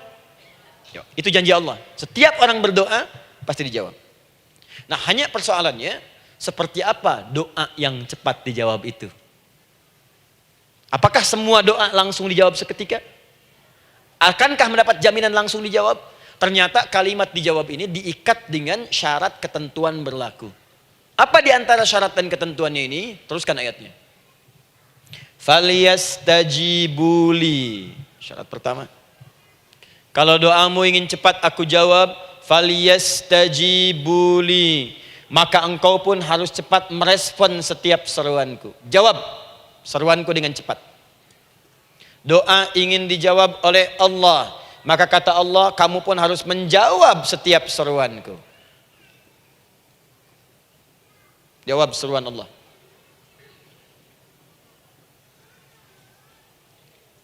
Ayo respon, adil. Maunya dapat gaji aja, kerja nggak mau. Ya? Apa ibu pikir duduk manis, santai di ruangan tengah, tiap bulan suami datang berikan uang belanja? Belum tentu. Kalau sikap tidak bagus, ya interaksi tidak mulia, maka belum tentu itu didapatkan. Maka syarat pertama kata Allah, kalau doamu ingin cepat aku jawab, maka setiap aku seru, cepatlah engkau kemudian kerjakan dan jawab itu. Jadi ternyata seruan Allah itu terkait berkelindan dengan pengabulan doa. Jadi ketika ibu diseru oleh Allah, diminta diperintahkan sesuatu oleh Allah, sebetulnya itu kunci untuk mendapatkan jawaban doa kita, Bu. Dipanggil kita, ayo cepat datang ke sini. Mau minta apa? Minta, saya kasih. Apa di antara kunci doa itu, Ustaz? Yuk kita lihat. Adalah jawaban dari seruan Allah. Apa di antara seruan Allah itu? Saya beri contoh satu misalnya. Allah perintahkan kita untuk sholat. Bahkan diseru, diingatkan 5 kali dalam sehari. Sholat. Bukankah kita diseru, Bu? Dipanggil 5 kali sehari untuk sholat? Allahu Akbar, Allahu Akbar. Ya? Diingatkan kan? Ayo ingat Allah, ingat Allah, ingat Allah, ingat Allah. Allah Maha Agung, Maha Besar semuanya. Dan seterusnya. Perhatikan baik-baik. Apa tujuan Allah menyeru kita dalam sholat? Ternyata bukan ingin memberikan beban ruku dan sujud. Bukan sujudnya yang penting. Karena semua makhluk tidak sujud pun tidak akan menurunkan status Allah sebagai Tuhan. Allah tetap Allah, gak ada ruginya. Yang rugi kita. Ternyata ketika disuruh sujud, disuruh ruku itu, ternyata yang ditunggu itu bukan ruku sujudnya. Allah nunggu, punya masalah apa? Mau minta apa? Karena itu dalam ilmu fikih, ibu buka semua kitab fikih. Salat itu secara bahasa disebut dengan doa. Nama lain dari doa adalah salat. As-salatu hiya doa. Salat adalah doa. Karena itu semua bacaan dalam salat doa semua. Coba lihat. Baru takbir Allahu Akbar, doa iftitah. Al-Fatihah doa, Bu, jangan dikira Al-Fatihah enggak ada doanya. Nih, nanti saya berikan cepat ya. Ini highlight dulu. Highlight dulu. Dalam salat itu ada 4 keadaan. Ingat ini baik-baik. Nanti ibu manfaatkan minimal zuhur lakukan. Ada berapa keadaan? 4. Ada 4 posisi, 4 keadaan dalam salat. Yang kalau ibu berdoa benar, meminta di situ dengan benar, itu seketika akan dikabulkan. Seketika. 1 saat berdiri. Berdiri. 2 saat ruku'. Ruku'. 3 saat sujud. 3 saat sujud. 4 sesaat sebelum salam. Berdiri, ruku', sujud, sesaat sebelum salam. Baik, sebelum saya bahas lebih jauh, saya ingin sampaikan dulu. Jadi ternyata ketika kita diminta oleh Allah menunaikan sholat, itulah cara kita memohon, Bu.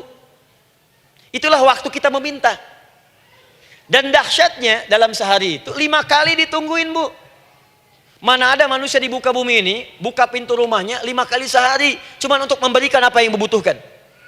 Sesoleh-solehnya Ustadz, gak ada yang mengatakan, ayo 5 kali sehari datang aja ke rumah saya. Kalau butuh apa-apa ambil. Butuh kulkas, ambil kulkasnya. Butuh TV ambil, gak ada begitu. Allah itu maha baiknya, 5 kali sehari dipanggil. Dari subuh sampai zuhur. Kita bangun tidur aja, punya masalah nggak? Ayo minta, disuruh sholat 2 rakaat. Dan sholatnya nggak usah banyak-banyak, 2 rakaat aja dulu supaya nggak ada beban. Itu pun kadang-kadang masih lupa berapa rakaat kita sholat. Ya. Ayo sujud, disuruh minta, punya masalah nggak? Terus dari subuh sampai ke siang dipanggil lagi. Punya masalah lagi nggak? Disuruh zuhur 4 rakaat. Karena waktunya cukup panjang, suruh 4. Ayo minta. Ada masalah apa? Minta sujud kita. Minta mohon. Dari zuhur ke asar, ditanya lagi, ada masalah nggak? Panggil lagi. Ke maghrib sampai ke isya sebelum tidur. Supaya tidurmu enak, masalah nggak ada, tenang, nikmat, nyaman istirahatnya. Ada masalah nggak? Disuruh sholat lagi. Jadi kalau orang paham sholat itu kunci kebahagiaan, dia akan senang menunaikan sholat. Makanya ketika ibu bertanya, kenapa saya sholat? Dijawab oleh muadzin, hayya 'alas shalah, ayo sholat. Kenapa sih sholat? Hayya 'alal falah. Yuk bahagia. Ayo tenang. Yuk dapatkan apa yang kamu inginkan. Falah. Jadi kalau orang paham sholat itu menyelesaikan persoalan, tentu orang akan berbondong-bondong semangat untuk menunaikan sholat. Cuman sayang segelintir orang itu menilai sholat sebagai beban. Jadi sebagai kewajiban beban saja, makanya sholatnya nggak nikmat. Karak tadi duhur, ayeuna asar deui. Tuh. Ya bagaimana doanya bisa dijawab? Anda datang pada orang, tapi datangnya dengan marah-marah. Datangnya dengan mencelanya. Ya bagaimana dia bisa memberikan kebutuhan Anda? Anda datang pada Allah dengan niat yang tidak ikhlas. Setelah itu kemudian menggunjingkannya, bagaimana bisa dijawab? Tuntutan tinggi. Tapi datang tidak membawa prestasi, ya bagaimana bisa diberi? Catat tuh, bikin status. Paham ya? Nah ini bagian pertama. Jadi cara pertama, respon kata Allah, seruan Allah. Rumus pertama sholat. Nah sekarang saya ajarkan lagi. Ini belum selesai nih Bu. Ini panjang bahasannya nih. Sampai jam berapa kita? 10 ya? Oh, banyak. Oh, mau sampai jam 5 silahkan. Saya jam 10 selesai. Ya. Lihat sini. Oke, saya punya sekitar 1 jam kurang ke depan. Saya ingin terangkan sedetil-detilnya gitu ya. Dan saya hanya menyampaikan isi Al-Quran. Quran, hadis, Quran, hadis. Sekarang gini, Ustadz saya sekarang paham, sholat berarti kunci untuk menyelesaikan masalah. Di sholat saya akan memohon. Sekarang Ustadz, bagaimana cara saya merespon sholat? Kan kata Allah, saya menyeru, respon gitu kan? Kita dipanggil sholat nih, Allahu Akbar, dipanggil. Bagaimana cara meresponnya? Sebelum minta. Awas, ibu ingin datang mengajukan proposal.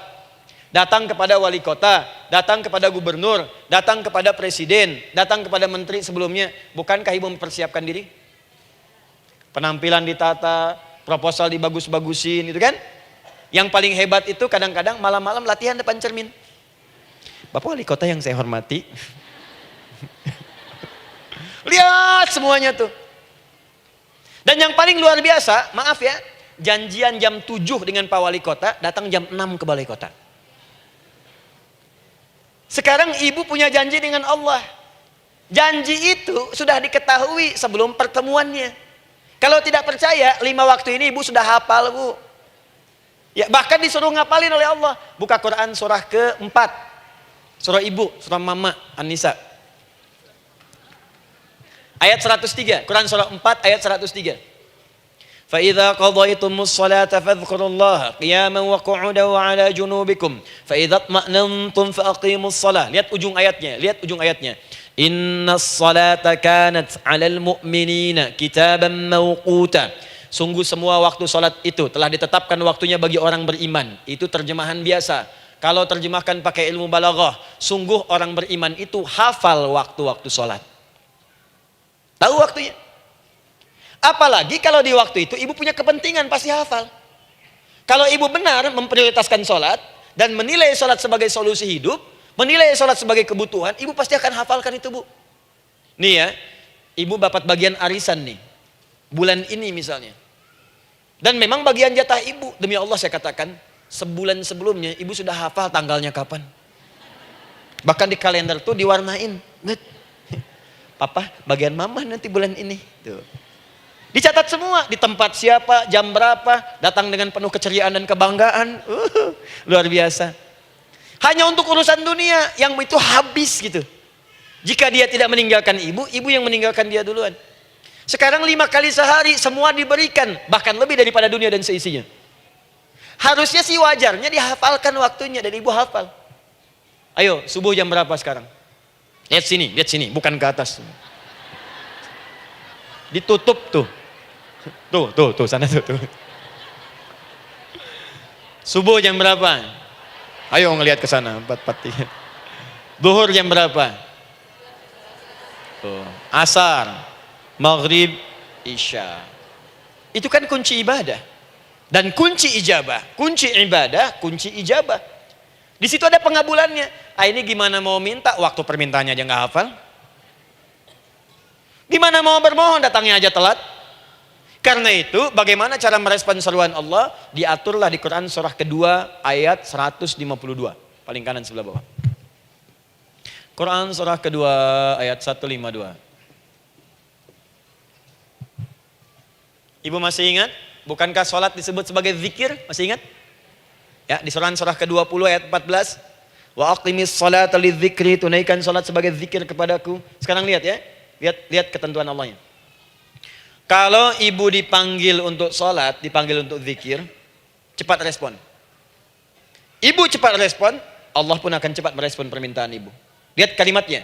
Fadhkuruni adzkurkum. Fadhkuruni adzkurkum. Kalian mengingat saya, maka saya pun akan ingat dengan kalian. Kalian zikir kepada saya, ingat saya, kata Allah, maka saya pun akan ingat kalian. Di antara makna zikir, salat. Kalau ibu salat mengingat Allah dengan cepat, maka Allah pun akan cepat mengingat kita. Contoh.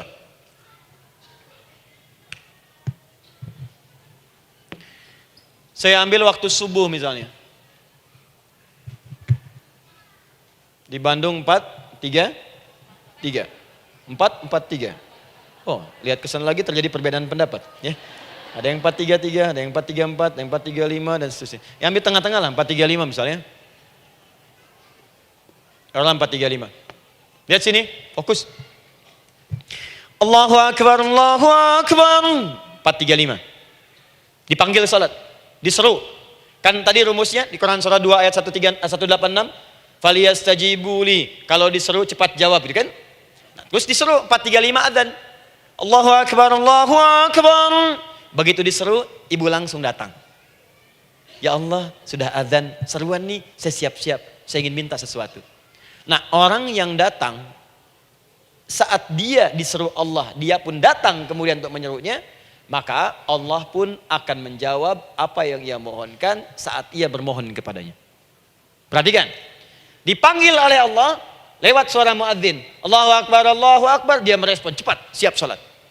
Maka dia pun ketika memanggil Allah, seketika Allah pun akan jawab padanya. Sesuai dengan kadar responnya. Dipanggil saat itu, dia menjawab. Maka Allah pun akan ingat kepadanya hanya saat dia memanggil saja. Di saat panggil, diingat. Panggil, diingat. Jelas? Ini yang hebat. Dipanggil 4:35. Allahu Akbar, Allahu Akbar. Dia sudah ingat dari sejak jam 3:45. Dia bangun jam 3. Bisa. Padahal belum dipanggil.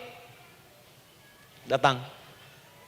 Bahkan Masya Allah, melakukan warming up dulu. Tahajud. Istighfar. Baca Al-Quran sebelum dipanggil. Masya Allah Bu, ibu mau datang misalnya ke istana. Janjian jam 7, datang jam 6. Di situ ibu kerjakan yang baik-baik dulu. Wah, lihat. Terus kelihatan CCTV kan. Wah, ini orang bagus banget nih. Mulia, bagus. Sampah diambilin, disapu. Kelihatan. Itu ibu belum datang pun udah dipanggil duluan. Ada orang yang belum dipanggil sudah datang menghadap Allah. Tahajud dia, zikir dulu, istighfar dulu. Ini orang, maaf ya, walaupun dia belum memanggil Allah, Allah sudah menyelesaikan semua persoalannya. Di orang-orang yang selalu ingat kepada Allah, walaupun Allah dalam waktu tidak memanggilnya, maka Allah akan mengingatnya sekalipun orang ini belum bermohon kepadanya. Maka ibu nanti akan temukan orang-orang yang langsung diselesaikan persoalannya oleh Allah bahkan sebelum dia bermohon kepadanya. Ada orang yang seakan gak punya masalah Bu. Bukan nggak punya masalah, sebab setiap dia punya masalah, masalahnya diringankan oleh Allah. Ini seakan-akan nggak ada beban. Ah, ini indah hidupnya. Enak. Butuh sesuatu, sebelum nyari, datang. Ada persoalan, senyum dikit, selesai. Orang macet mengeluh, bikin status, dia macet malah senang. Dan hatinya dilapangkan oleh Allah. Bayangkan ada janji rapat jam 9, setengah 9 masih macet. Diprediksi di Google akan sampai 2 jam lagi. Yang lain mengeluh, telepon sana, telepon sini, ini. Dia enggak aja, lapang aja. Alhamdulillah ya Allah, kasih macet. Morotal, saya mau dengerin surah Al-Baqarah. Buka, hafalin. Partnernya nelpon. Sampai di mana, akhi? Ini sampai di surah Al-Baqarah ayat 186. Tidak ada yang sia-sia dari Allah. Sabar ya di sana. Ya, atau kita bisa koneksikan dari sini, apa yang bisa saya selesaikan sekarang di sini, sehingga sampai sana kita tinggal kesimpulan saja. Tenang hatinya. Gak ada gerasak, gerusuk, gelisah gini, telepon sana sini, klaksonin. Dasar lampu merah, lama, birunya sebentar. Padahal biru nggak ada, yang ada hijau kan. Jadi kalau sudah begitu enak, Bu. Yang perempuan ada di Quran Maryam. Maryam kan perempuan. Dan Maryam itu bukan nabi, bukan rasul. Ingin memberikan pesan kepada ibu, perempuan dimanapun. Tidak harus jadi nabi supaya doa cepat dikabulkan. Tidak harus menjadi rasul. Ini Maryam bukan nabi, bukan rasul. Tapi dia ini luar biasa. Sebelum dipanggil udah datang. Zikirnya tak terlukiskan. Mohon kepada Allahnya luar biasa. Menjaga diri dari hal yang dilarang oleh Allah. Apa hasilnya? Sebelum diberikan bahkan oleh pamannya, sudah ada kebutuhannya. Quran surah ketiga ayat 37. Kullama dakhala 'alaiha Zakaria al-mihraba wajada 'indaha rizqa. Setiap pamannya mau memberikan kebutuhan Maryam sudah ada di dalamnya, Bu. Sudah ada. Itu luar biasa. Mau makan, makanan ada. Mau anggur, anggur ada. Ya. Wah, itu luar biasa, Bu. Jadi bermohon bahkan sebelum waktunya. Sentuhlah ia tepat di hatimu, maka ia akan jadi milikmu untuk selamanya. Wah. Nah, itu doa tuh. Aduh, mana-mana. Paham? Tuh. Jadi kalau yang standar-standar saja itu biasa. Maka datang sebelum waktunya. Datang. Atau datang pas dipanggil. Standar. Jadi kalau 4.35 adzan, Allahu Akbar, Allahu Akbar. Ibu bangun. Siap sholat, siap sholat. Itu standar. Jangan dulu bahagia. Naikin lagi levelnya. Yang celaka itu ya ini nih. Dipanggil 4.35. Baru bangun 5.34.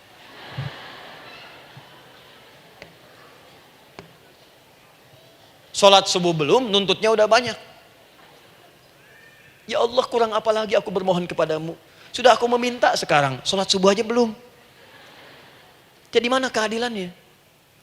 Jadi yang pertama, respon seruan Allah. Disitulah Allah pun akan cepat merespon apa yang kita kemudian butuhkan. Jadi yang pertama lewat sholat ya Bu ya. Ingat sholat. Dan sholat itu tadi dari 4 posisi saya ajarkan yang pertama saja satu. Supaya nggak terlampau panjang ya. Berdiri Bu. Saya ajarkan satu. Setiap ibu dalam keadaan berdiri dan membaca Al-Fatihah pada kalimat iyyaka na'budu wa iyyaka nasta'in. Ingat, pada kalimat iyyaka na'budu wa iyyaka nasta'in, maka sertakanlah di hati kita apa persoalan yang dirasakan untuk bermohon kepada Allah. Saya ajarkan cepat. Kalau ibu mau belajar lebih detail, ikuti kajian kami di fikih salat, sifat salat Nabi sallallahu alaihi wasallam. Nanti saya terangkan semua dalilnya. Insyaallah sepanjang yang saya ketahui. Baik. Dasarnya ini, dasarnya Quran surah ketiga ayat 38 sampai 39. Dan dikuatkan nanti di hadis qudsi. Ibu kenal Nabi Zakaria? Ya kenal ya. Ya selamat lah Bu. Alhamdulillah. Episode ke-15 kenal Nabi Zakaria, luar biasa. Alhamdulillah. Nabi Zakaria punya persoalan, sudah berumah tangga, belum ada keturunan. Fisiknya sudah letih, rambutnya sudah memutih, dan mohon maaf istrinya divonis monopos dan mandul. Secara medis klinis. Apa yang beliau kerjakan? Sholat. Dalam sholatnya bermohon kepada Allah. Perhatikan permohonannya. Qala rabbi habli min ladunka dzurriyyatan thayyibah. Ya hunalika da'a Zakaria rabbah. Qala rabbi habli min ladunka dzurriyyatan thayyibah. Innaka sami'ud du'a. Ya Allah, aku bermohon kepadamu, anugerahkan aku keturunan. Semua mengatakan aku gak mungkin punya keturunan. Hanya engkau yang tidak punya batas dalam pemberian. Engkau pasti mendengar doa saya. Kalau pada yang maha mendengar tidak mengabulkan juga, lantas kepada siapa lagi aku mesti memohon? Doa ini dipanjatkan oleh beliau dalam keadaan sholat. Sedang berdiri dalam sholatnya. Jadi ibu maaf ya, tolong jangan salah berpikir. Semua nabi dan rasul, orang soleh sebelumnya itu sholat.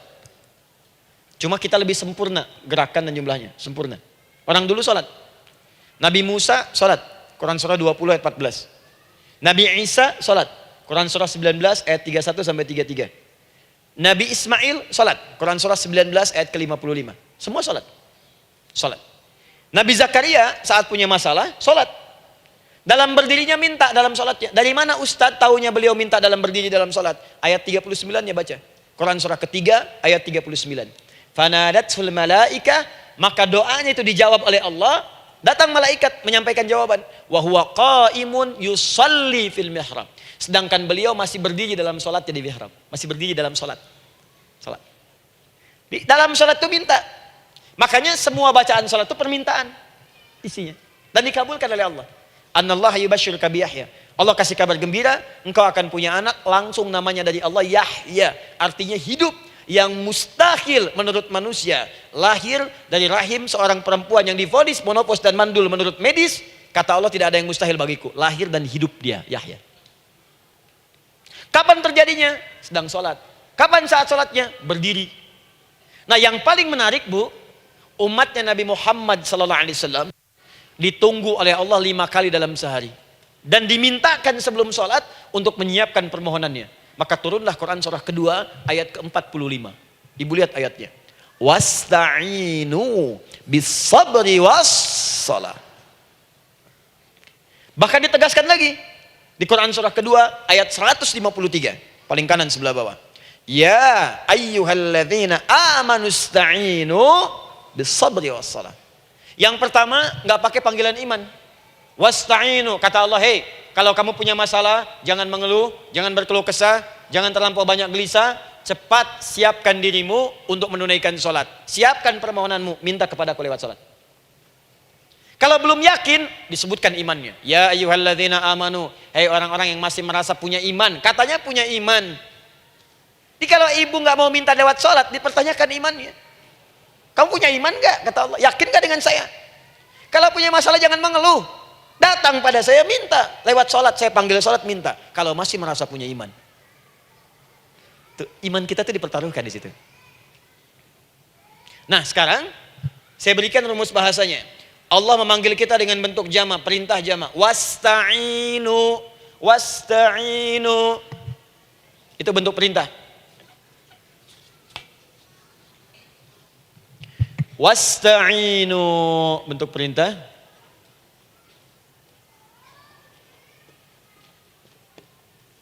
Wasta'inu. Dan jika kalian, perhatikan cara menerjemahkannya, dan jika kalian punya persoalan dalam hidup, punya kebutuhan, maka bergegaslah siapkan dirimu untuk minta kepadaku solusi. Wasta'inu, dan mintalah oleh kalian pertolongan, solusi. Bisabri wassalah. Pertama sabar dulu. Sebelum sholat, sabar dulu dengan itu. Tahan dulu. Terima dulu. Jangan mengeluh, terima dulu. Nanti dalam sholat minta solusi. Itu maksudnya. Punya masalah sekarang jam 9 lewat. Sabar, tahan dulu. Koreksi diri, istighfar. Nanti zuhur minta. Atau duha sekarang sholat. Datang ke masjid, sholat duha minta. Tahiyatul masjid minta sekarang. Sabar. Ini sabar, terima dulu. Jangan mengeluh, sabar. Ingat, terima, sabar. Karena Allah mustahil memberikan ujian masalah kalau kita tidak sanggup menerimanya. La yukallifullahu nafsan illa. Saya sering katakan bu ya, maaf kalau kalimat ini mungkin kurang berkenan, tapi kalimat ini nyata. Kalau ibu sekarang punya masalah seberat apapun, itu artinya hanya ibu yang sanggup untuk menerimanya. Saya tidak. Betul, karena itu persoalan itu dititipkan kepada ibu, bukan kepada seorang bernama Adi Hidayat. Ibu yang dipercaya. Ya ibu dipercaya oleh Allah. Kenapa ibu tidak yakin dengan itu? Karena cuma ibu yang bisa mengatasi. Ibu yang mampu, saya tidak. Karena itu dititipkan pada ibu. Kaidahnya la yukallifullahu nafsan illa wus'aha. Allah nggak akan berikan beban ujian masalah kalau dia nggak mampu. Artinya kalau saya nggak mampu, saya nggak dikasih. Ibu mampu, ibu diberi. Jangan mengeluh. Kenapa mesti saya ya Allah? Kamu mampu. Ya Allah, why me? Why not? Kamu yang bisa. Nah sekarang, wassalah setelah terima itu, tapi juga jangan terlampau kepedean. Memang cuma saya yang mampu ya, bikin status. Kemudian sholat, kita akan katakan, ya Allah, Engkau perintahkan saya untuk minta tolong. Sekarang saya akan minta kepadamu. Lalu kita katakan, maaf ya Allah, saya sekarang punya masalah, saya ingin bermohon kepadamu, saya ingin minta kepadamu ya Allah. Saya mohon ya Allah. Maaf Bu ya, maaf ya, sebentar. Ibu kalau punya masalah sedikit atau banyak? Banyak. Yang punya masalah ibu saja atau anak juga punya masalah? Kadang-kadang, bukankah anak yang punya masalah ibu yang minta? Bukankah suami yang punya persoalan ibu yang bermohon? Kan? Karena itu, kalau kita ingin memohon kepada Allah dengan persoalan yang kompleks mewakili yang banyak, maka pertama kalimatnya diawali dengan huruf na. Berarti kami, kita, semua. Jelas ya? Nah, ibu ingin robah kalimatnya minta tolong. Kata Allah, minta kepadaku pertolongan. Wasta'inu. Ibu ingin robah menjadi bentuk permintaan. Rubah kalimatnya menjadi nasta'in. Nasta'in. Nasta'in.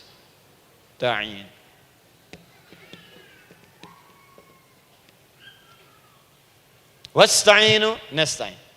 Minta kepada siapa tadi? Allah. Boleh minta kepada selain Allah? Tidak. Hanya kepada Allah saja? Hanya kepada Allah saja. Hanya kepadamu ya Allah. Tidak kepada yang lain. Maka kalimatnya menjadi iyyaka. Iyyaka. Hanya kepadamu saja ya Allah. Engkau berjanji, kalau ada masalah minta aku berikan. Sekarang hanya kepadamu saja ya Allah, aku bermohon. Maka kalimatnya namanya iyyaka nasta'in. Sekarang saya tanya kepada ibu, apakah dalam sholat ibu membaca kalimat iyyaka nasta'in? Tuh. Saya mau tanya, ibu bacanya saat ruku atau saat sujud? Berdiri. Gak ada orang ruku baca kalimat ini. Allahu Akbar, iyyaka na'budu wa iyyaka nasta'in. Berdiri. Iyyaka na'budu wa sekarang saya bacakan hadis qudsinya. Tersambung dari Nabi sallallahu alaihi wasallam. Qala Rasulullah sallallahu alaihi wasallam, qala Allah azza wa jalla. Allah langsung yang berfirman lewat hadis qudsi. Perhatikan bahasanya. Qasamtus shalah baini wa baina 'abdi. Saya bagi dalam salat itu dua bagian, antara hak aku dan hak hambaku. Wali 'abdi ma sa'ala. Dan jika benar hambaku menunaikan kewajibannya dengan baik, menjaga hak-hak aku, maka pada saat itu apapun yang dia minta dalam salat aku akan berikan. Apapun. Kapan itu terjadi? Perhatikan kalimatnya. Idza qala al-'abdu, kalau hamba mulai membaca dalam salatnya, alhamdulillahi rabbil alamin. Alhamdulillahi rabbil alamin, qala Allah azza wa jalla, seketika Allah menjawab, hamadani 'abdi, hambaku sedang memujiku. Ibu ingat baik-baik Bu ya. Ingat baik-baik. Setiap ibu baca Al-Fatihah dalam salat itu Allah memperhatikan dan menjawab bacaan ibu. Tadi masih ingat ketika saya katakan wa idza sa'alaka 'ibadi anni fa inni qarib, Allah itu dekat. Ya. Wa idza qala al-'abdu ar-rahmanir rahim, kalau hamba melanjutkan ar-rahmanir rahim, qala Allah azza wa jalla, Allah langsung menjawab athna 'alayya 'abdi, hambaku sedang menyanjungku. Wa idza qala al-'abdu maliki yaumiddin, ketika hamba berkata maliki yaumiddin, qala Allah azza wa jalla, Allah menjawab majjadani 'abdi, hambaku sedang mengagungkanku. Sekarang perhatikan kalimat ini. Wa idza qala al-'abdu, jika seorang hamba berkata, iyyaka na'budu wa iyyaka nasta'in, ya Allah, sekarang hamba salat ibadah atas perintahmu. Dan hamba minta ya Allah, hamba punya masalah, hamba punya persoalan, dan kau janjikan minta dalam salat. Qala Allah azza wa jalla, Allah jawab, hadza baini wa baina 'abdi, inilah perjanjian aku dengan hambaku. Wali 'abdi, kalau hambaku benar salatnya sampai bacaan ini, masalah apapun yang dia minta sekarang aku akan kabulkan. Dalam berdiri. Cuman sayang, kadang-kadang dalam keadaan ini banyak yang tidak minta. Maka caranya saya sampaikan yang pertama, kalau ibu sudah sampai ke bacaan ini, iyyaka na'budu wa iyyaka nasta'in, sertakanlah dalam hati ibu. Gak usah dilafadzkan. Sertakan ibu punya masalah apa. Atau secara umum minta solusi. Minta. Nabi itu kalau sholat, Nabi SAW kalau sholat, Itu kalau baca ayat-ayat Quran, itu seringkali berhenti, Bu. Sering berhenti. Kalau dalam ayat doa, beliau berhenti, mohonkan dengan baik. Kalau ayat-ayat surga, minta supaya umatnya ke surga. Ayat-ayat neraka, mohon supaya umatnya dibebaskan dari neraka. Minta. Kesaksiannya banyak. Hudzaifah al-Yamani pernah salat di belakang Nabi, begitu. Abdullah bin Mas'ud radhiyallahu ta'ala anhu salat di belakang Nabi, begitu. Ubay bin Ka'ab radhiyallahu ta'ala anhu salat di belakang Nabi, begitu. Di kesaksian mereka sama semua. Makanya seringkali itu nggak sadar, enak salat dengan Nabi itu. Nyaman. Kalau baca ayat surga seakan-akan pengen cepat ke surga. Kalau baca ayat doa berdoa, jadi nggak sadar. Rakaat pertama 100 ayat aja Al-Baqarah. Ya, kadang-kadang lewat ke Ali Imran. Pernah rekornya 5 juz 4 halaman, An-Nisa ayat 176 baru berhenti. Ya walaupun besoknya nggak pada ikutan lagi. Ya, karena merasa ini kapan rukunya gitu, sekarang atau nanti, sekarang atau nanti. Tapi enak. Nah saya ajarkan satu hal, kalau kita sampai pada bacaan Al-Fatihah tadi, jeda sejenak Bu, rasakan itu, minta. Minta. Setelah itu Allah ajarkan satu lafaz, kalau lafaz ini benar dibacakan oleh ibu, benar dibacakan, maka seketika doa akan dijawab. Langsung dikabulkan. Apa bacaan itu? Nanti dalam pelajaran selanjutnya kita akan bahas ya, insya Allah. Masih ada waktu? Oh ya, kalau masih kita bahas ya. Masih. Ada sesi mau jawab pertanyaan dulu, diskusi dulu, atau saya teruskan sebentar? Teruskan ya. Baik, kalau kita sampai jam 10, saya jeda sampai ke 9.45. Jadi 15 menitnya kita bisa diskusi ya. Baik. Apa lafaz yang kita bisa mohonkan? Teruskan ayatnya. Ihdinas siratal mustaqim. Ihdinas siratal mustaqim. Ihdinas siratal mustaqim. Ini Bu, nanti Ibu lihat dalam kajian tafsir yang kami sampaikan. Juga dalam kajian fikih salat saya bahas dengan detail. Di sini singkat saja, singkat padat. Ihdina itu, ya Allah berikan kami hidayah, berikan kami jalan, berikan kami petunjuk, tunjukkan kami jalan yang lurus. Kalimat ihdina asalnya dari kata hidayah. Hidayah, jamaknya hudan. Ihdina, berikan kami hidayah, berikan kami hudan. Kalau tunjukkan kami jalan yang lurus, itu terjemahan Bu. Terjemahan. Kalau Ibu ingin makna tafsir per huruf, per kalimat, bahkan per harokat, itu semua ada maknanya. Karena semua kalimat Quran itu mukjizat. Ihdina dari kata hidayah, hudan, berikan kami hidayah. Hidayah dalam bahasa Arab itu banyak maknanya. Bisa solusi dari semua persoalan. Bisa jalan menuju kemudahan. Bisa kesuksesan. Bisa petunjuk, banyak. Kalau dikumpulkan namanya hudan, hudan. Makanya Al-Quran disebut hudan karena di Quran ada semua. Solusi ada, petunjuk ada, kemudahan ada. Dzalikal kitabu la raiba fi hudal. Al-Quran hudan. Syahrul Ramadan alladzi unzila fihi al-Quran hudan linnas. Isi Quran semua hudan. Di situ ada solusi. Di situ ada petunjuk. Di situ ada kemudahan.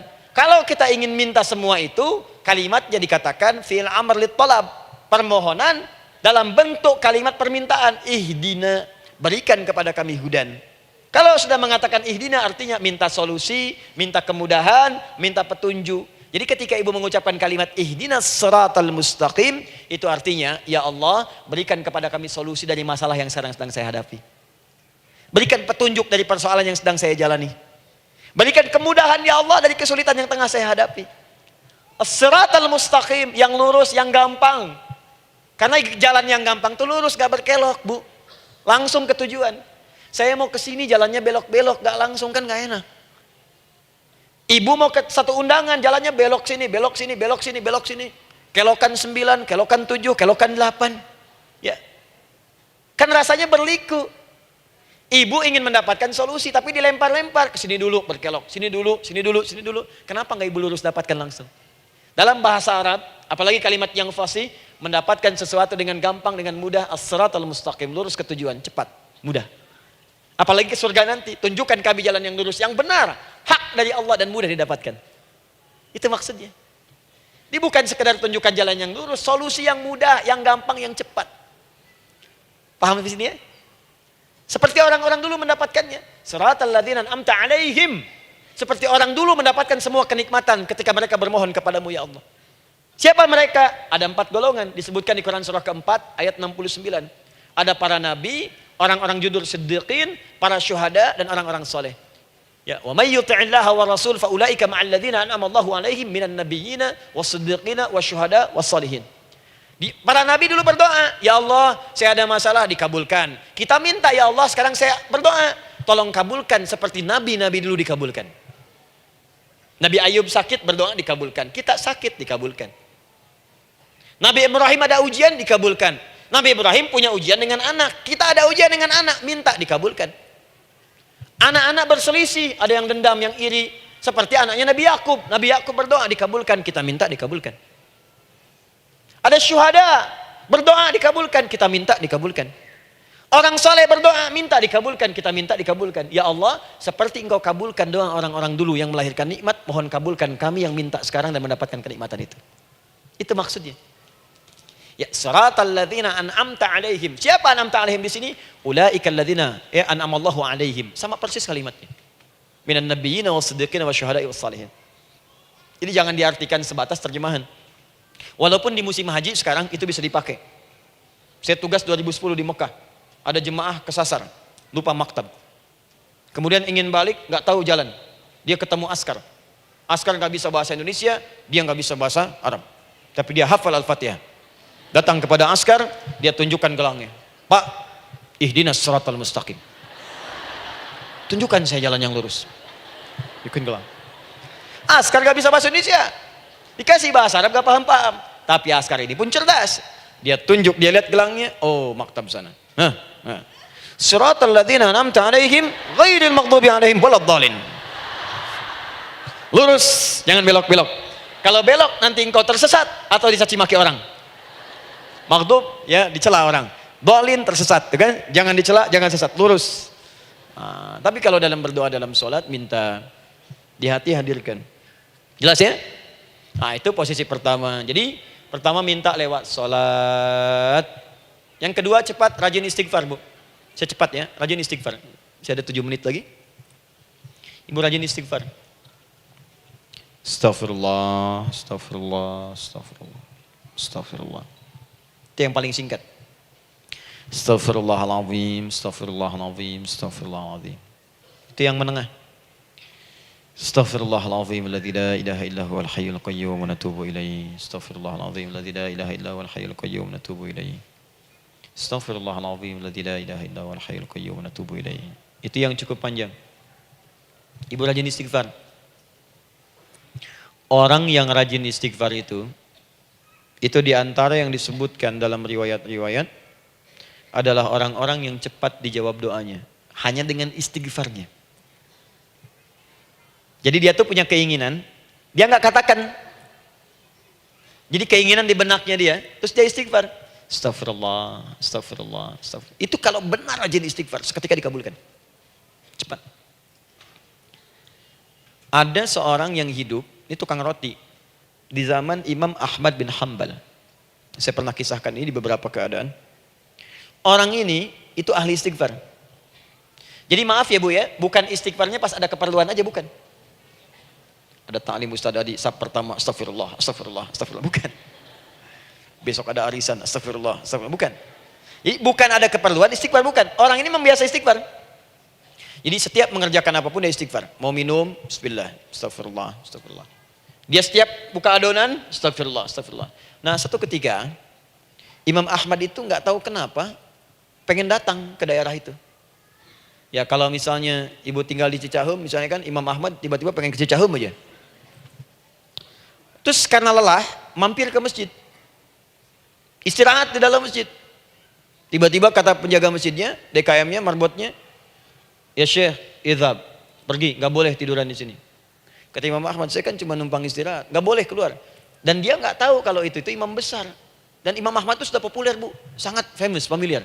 Cuman orang kan nggak pernah lihat wajahnya. Dulu kan nggak ada Facebook, nggak ada Instagram, nggak ada handphone, nggak ada apa-apa. Jadi kalau orang terima Ahmad, ya Ahmad aja kemana-mana. Oh, ada Imam Ahmad, dia Imam Ahmad, Imam besar, Imam Syafi'i, Imam besar. Tapi nggak pernah lihat. Sekarang kan udah kelihatan. Ya, udah kelihatan. Sekarang banyak. Makanya orang dulu tuh senang begitu tahu, dikasih tahu Nabi aja ke Madinah Bu, nggak ada yang tahu kalau itu Nabi Muhammad kalau belum pernah lihat. Karena beliau di bawah, Abu Bakar di atas. Abu Bakar kan naik kan, untanya Nabi. Nabi Muhammad pas di bawah gantian tuh di jalan. Orang mengira yang di atas unta Nabi Muhammad. Padahal Nabi Muhammad yang jalan kaki, nggak kelihatan. Makanya responnya bola ketika tahu Nabi, senang luar biasa. Minta doa, minta ini, minta itu. Orang sekarang tidak. Karena sering banyak lihat di TV, media sosial, begitu ketemu, minta foto. Ini lain kisahnya. Nggak tahu dia, pergi keluar. Kata Imam Ahmad, ya sudah, keluar beliau. Nggak mau ribut. Istirahat di luar. Di pelataran. Di sini juga nggak boleh. Lihat kalimatnya. Barwah, keluar, pergi. Barwah itu kasar, Bu. Begitu kemudian di debat lagi, saya cuma di luar. Rawah itu dari kata roh, Bu. Itu paling kasar. Artinya keluar dengan roh-rohnya sekalian. Rohnya pun jangan di sini. Ya. Jadi kalau ibu nanti di Masjidil Haram misalnya kan, ada kalimat itu artinya kesal, Bu, askarnya. Ya. Keluar. Misalnya idza bi anti. Enggak mau, saya mau di sini. Ya. Barwa, pergi. Sampai ke rawah dengan roh-rohnya. Itu artinya ibu disuruh pergi. Ya, bukan jangan mengelak lagi. Rawah. Saya bukan rawah, saya rohayati. Suruh pergi. Pergi. Imam Ahmad pergi tuh akhirnya. Pergi, di jalan kelihatan lah tukang roti tadi. Begitu kelihatan capek lah dipanggil, Syekh, kayaknya lelah, istirahat di sini. Dan tukang roti pun nggak tahu kali itu Imam Ahmad. Begitu istirahat, duduk, kelihatan lah Imam Ahmad setiap buka adonan, astagfirullah. Bikin lagi, astagfirullah. Imam Ahmad tahu faidah itu. Tapi ingin menguji tukang roti ini, ditanya. Ya akhi, kamu ini kenapa setiap Anda menanam adonan itu, tepung itu, Anda mengucapkan istighfar? Astagfirullah. Perhatikan jawabannya. Wallahi demi Allah, tidak pernah saya beristighfar dalam setiap aktivitas saya, kecuali Allah selalu mengabulkan doa yang saya mohonkan. Di setiap minta, astagfirullah, itu dikabulkan. Cuman satu yang sampai sekarang belum terkabul. Apa itu kata Imam Ahmad? Saya ini selalu bermohon kepada Allah, ya Allah, mohon sebelum saya wafat atau setelah ia wafat, pertemukan saya ya Allah dengan Imam Ahmad bin Hambal. Sebelum saya yang wafat atau Imam Ahmad. Kata Imam Ahmad, astagfirullah. Allahu Akbar. Itu mungkin yang memperjalankan saya kemari. Tiba-tiba pengen ke sini, sampai diusir keluar dari rumah Allah dari masjid, sampai di sini karena istighfar Anda. Sayalah Imam Ahmad bin Hambal. Astagfirullah. Imam Ahmad ke situ datang. Tolong jangan lakukan pada saya. Salah di hidayat ya Allah. Astagfirullah. Saya jawab lagi dari sana. La haula wala quwata illa billah. Ini istighfar. Nah, kapan istighfar yang baik? Istighfar yang baik dilakukan setelah tahajud sebelum fajar. Saya ulang ya. Setelah tahajud sebelum fajar. Dalilnya Quran surah ke-51 ayat 18. Baca dari ayat 15 sampai 18-nya. Jadi ibu kalau mau seperti itu, rajin tahajud dulu, Bu. Tahajud. Setelah itu biasakan istighfar. Itu latihan dulu, itu baru latihan. Ingat ya, istighfar menjelang fajar di waktu sahar, itu baru latihan. Astagfirullah. Nanti kalau sudah banyak latihan, ibu akan refleks. Mau duduk masuk mobil, astagfirullah. Duduk mau makan, astagfirullah. Ya, kadang-kadang ibu mau ambil handphone, astagfirullah. Itu refleks di lisan kita keluar. Ahli istighfar itu gak direncanakan keluar di lisannya. Astagfirullah. Kalau sudah seperti itu, berbahagialah. Karena apapun kadang ibu inginkan, sepanjang itu ibu butuhkan, seketika dikabulkan. Ya. Yang ketiga, yang terakhir. Sudah 9:45, boleh sedikit? Ya, yang terakhir ya, terakhir. Jangan khawatir, setelah ini selesai. Jangan khawatir. Yang ketiga, ini amalan yang paling dahsyat. Jadi yang pertama minta dikabulkan. Yang kedua baru istighfar dikabulkan. Yang ketiga nggak ngapa-ngapain dijawab. Artinya baru terbersit, ada keinginan jawab seketika.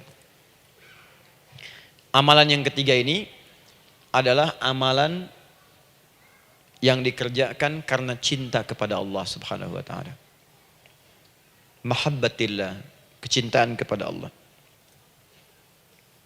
Amalan yang dikerjakan karena cinta kepada Allah Subhanahu wa taala. Amalannya mencintai Allah. Beda, Bu. Salat dengan cinta dibandingkan dengan sholat karena memenuhi kebutuhan atau kewajiban saja, itu akan lain. Ibu kalau benar-benar mencintai Allah, maka dalam sholat pun persiapannya akan beda. Saya beri contoh gini ya. Dari pakaian akan lain kata Al-Quran. Quran surah 7 ayat 31. Ya bani Adam khudhu zinatakum inda kulli masjid. Hei anak cucu Adam, kalau ada panggilan dari masjid, kenakan pakaian terindahmu. Di orang-orang yang mencintai Allah saat akan sholat, dia akan perhatikan dari pakaiannya. Jauhkan dari yang haram. Terus cari yang paling baik yang dia kenakan. Gak akan sembarangan. Kalau ibu pakai mukena juga cari mukena yang paling indah. Bukan karena pengen dilihat orang. Karena ingin Allah menyaksikan sholat ibu dalam keadaan yang sempurna. Wudu. Wudu itu hati-hati gitu. Quran surah ke-5 ayat ke-6. Ya ayyuhalladzina amanu idza qumtum ila shalah faghsilu wujuhakum wa aydiyakum ilal marafiq wamsahu bi ru'usikum wa arjulakum ilal ka'bain.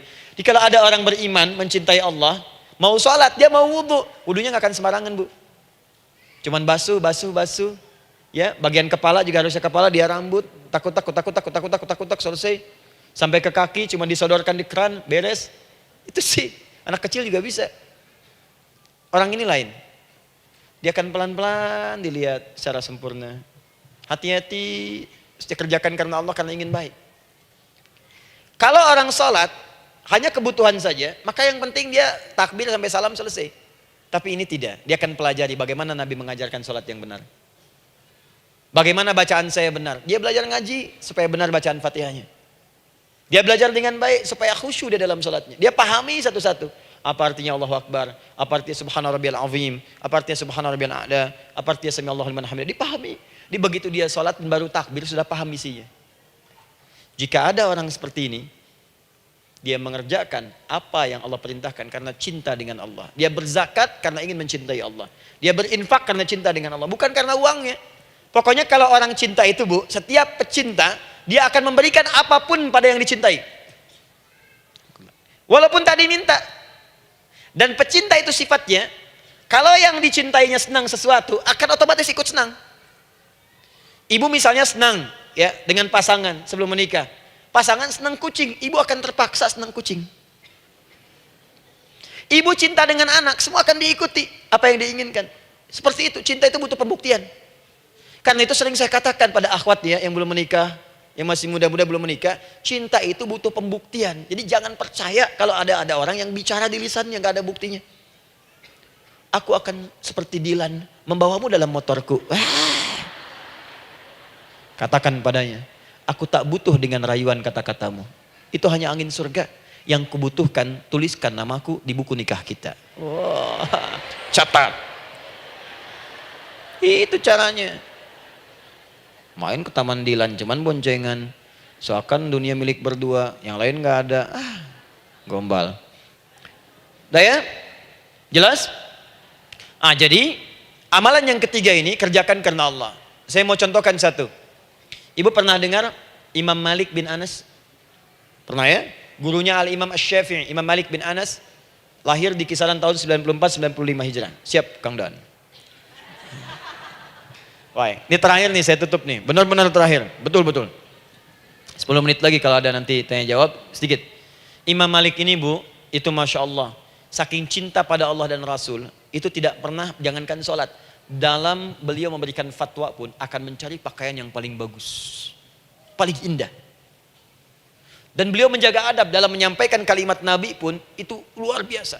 Sampai satu kali pernah pakai jubah bagus, indah, ada lebah menyengat di kepalanya, sedang menyampaikan hadis, saking hormatnya terhadap hadis Nabi, lebah itu dibiarkan menyengatnya. Enggak mau memutus kalimat Nabi, hadis Nabi, hanya untuk mengusir lebah, dibiarkan sampai tersengat. Apa yang Allah berikan kepada beliau? Allahu Akbar. Satu kali, singkat, berdiskusi dengan muridnya Al-Imam Asy-Syafi'i. Kata Al-Imam Asy-Syafi'i, ya guru, setahu saya rizki itu dicari dulu, baru dikasih. Imam Malik lebih tinggi ilmunya pada saat itu. Beliau tahu ada 8 jenis rizki. Ya Syafi'i, ada rizki yang tidak perlu dicari, Allah berikan. Wah, berdebat tuh, sampai berpisah. Setelah itu, secara singkat, Imam Asy-Syafi'i lewat di kebun anggur sedang panen anggur besar. Tiba-tiba tergerak untuk membantu, datang ke situ bantu. Begitu selesai dikasih hadiah anggur banyak, besar-besar, indah, enak, gitu kan. Ketika diberi itu langsung senang beliau. Bukan karena anggurnya, karena merasa pendapatnya benar.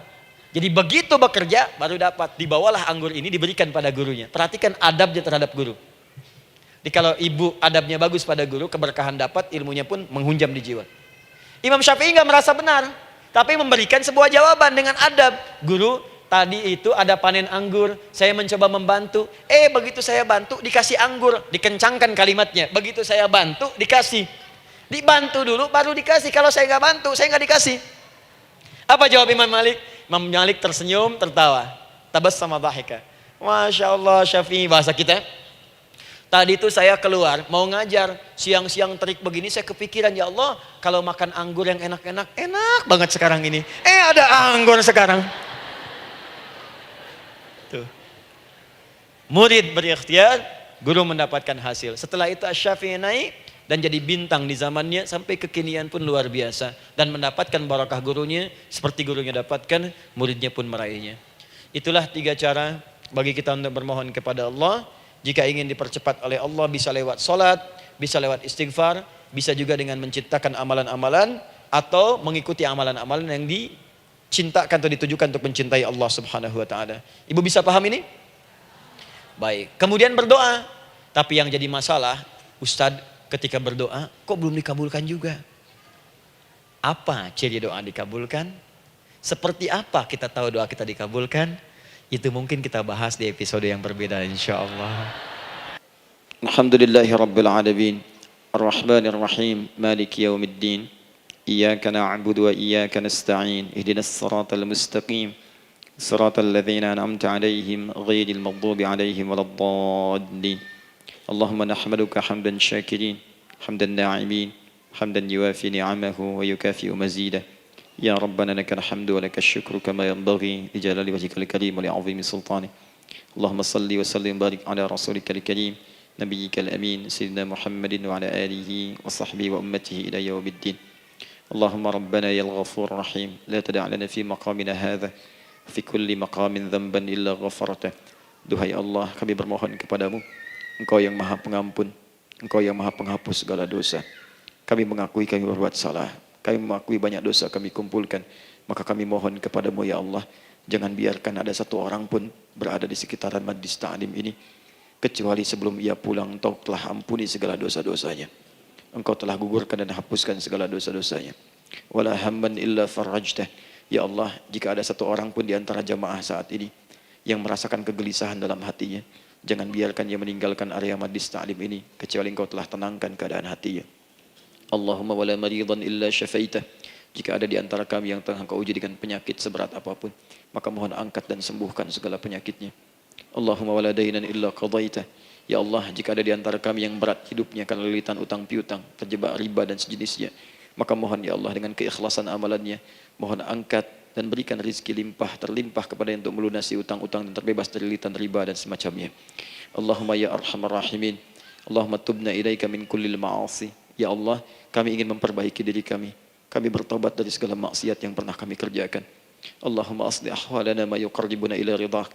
Ya Allah, kami bermohon kepadamu, mulai hari ini mohon bimbing kami untuk memperbaiki diri supaya kami bisa lebih dekat denganmu ya Allah.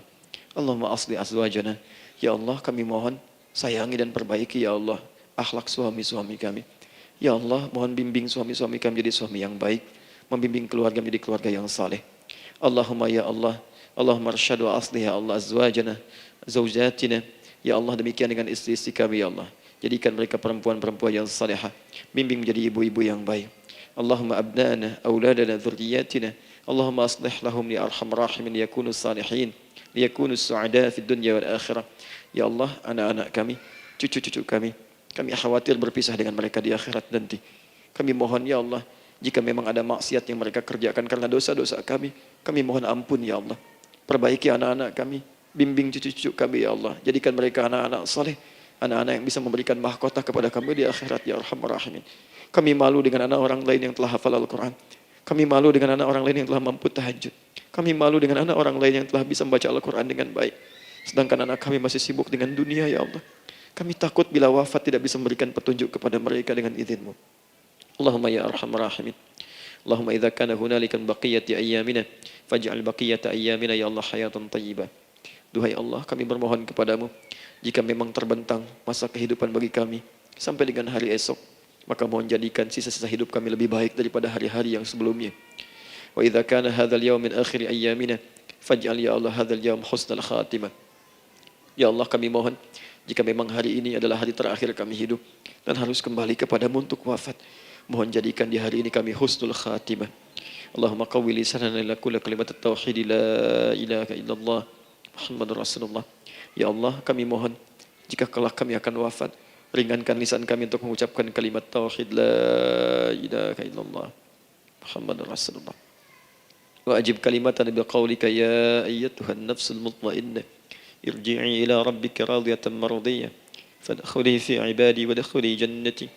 Ya Allah, kami mohon kelak nanti dalam sakaratul maut nanti, jika kami bermohon kepadamu dengan kalimat tauhid la ilaha illallah, mohon jawab kalimat kami ya Allah dengan panggilanmu yang indah.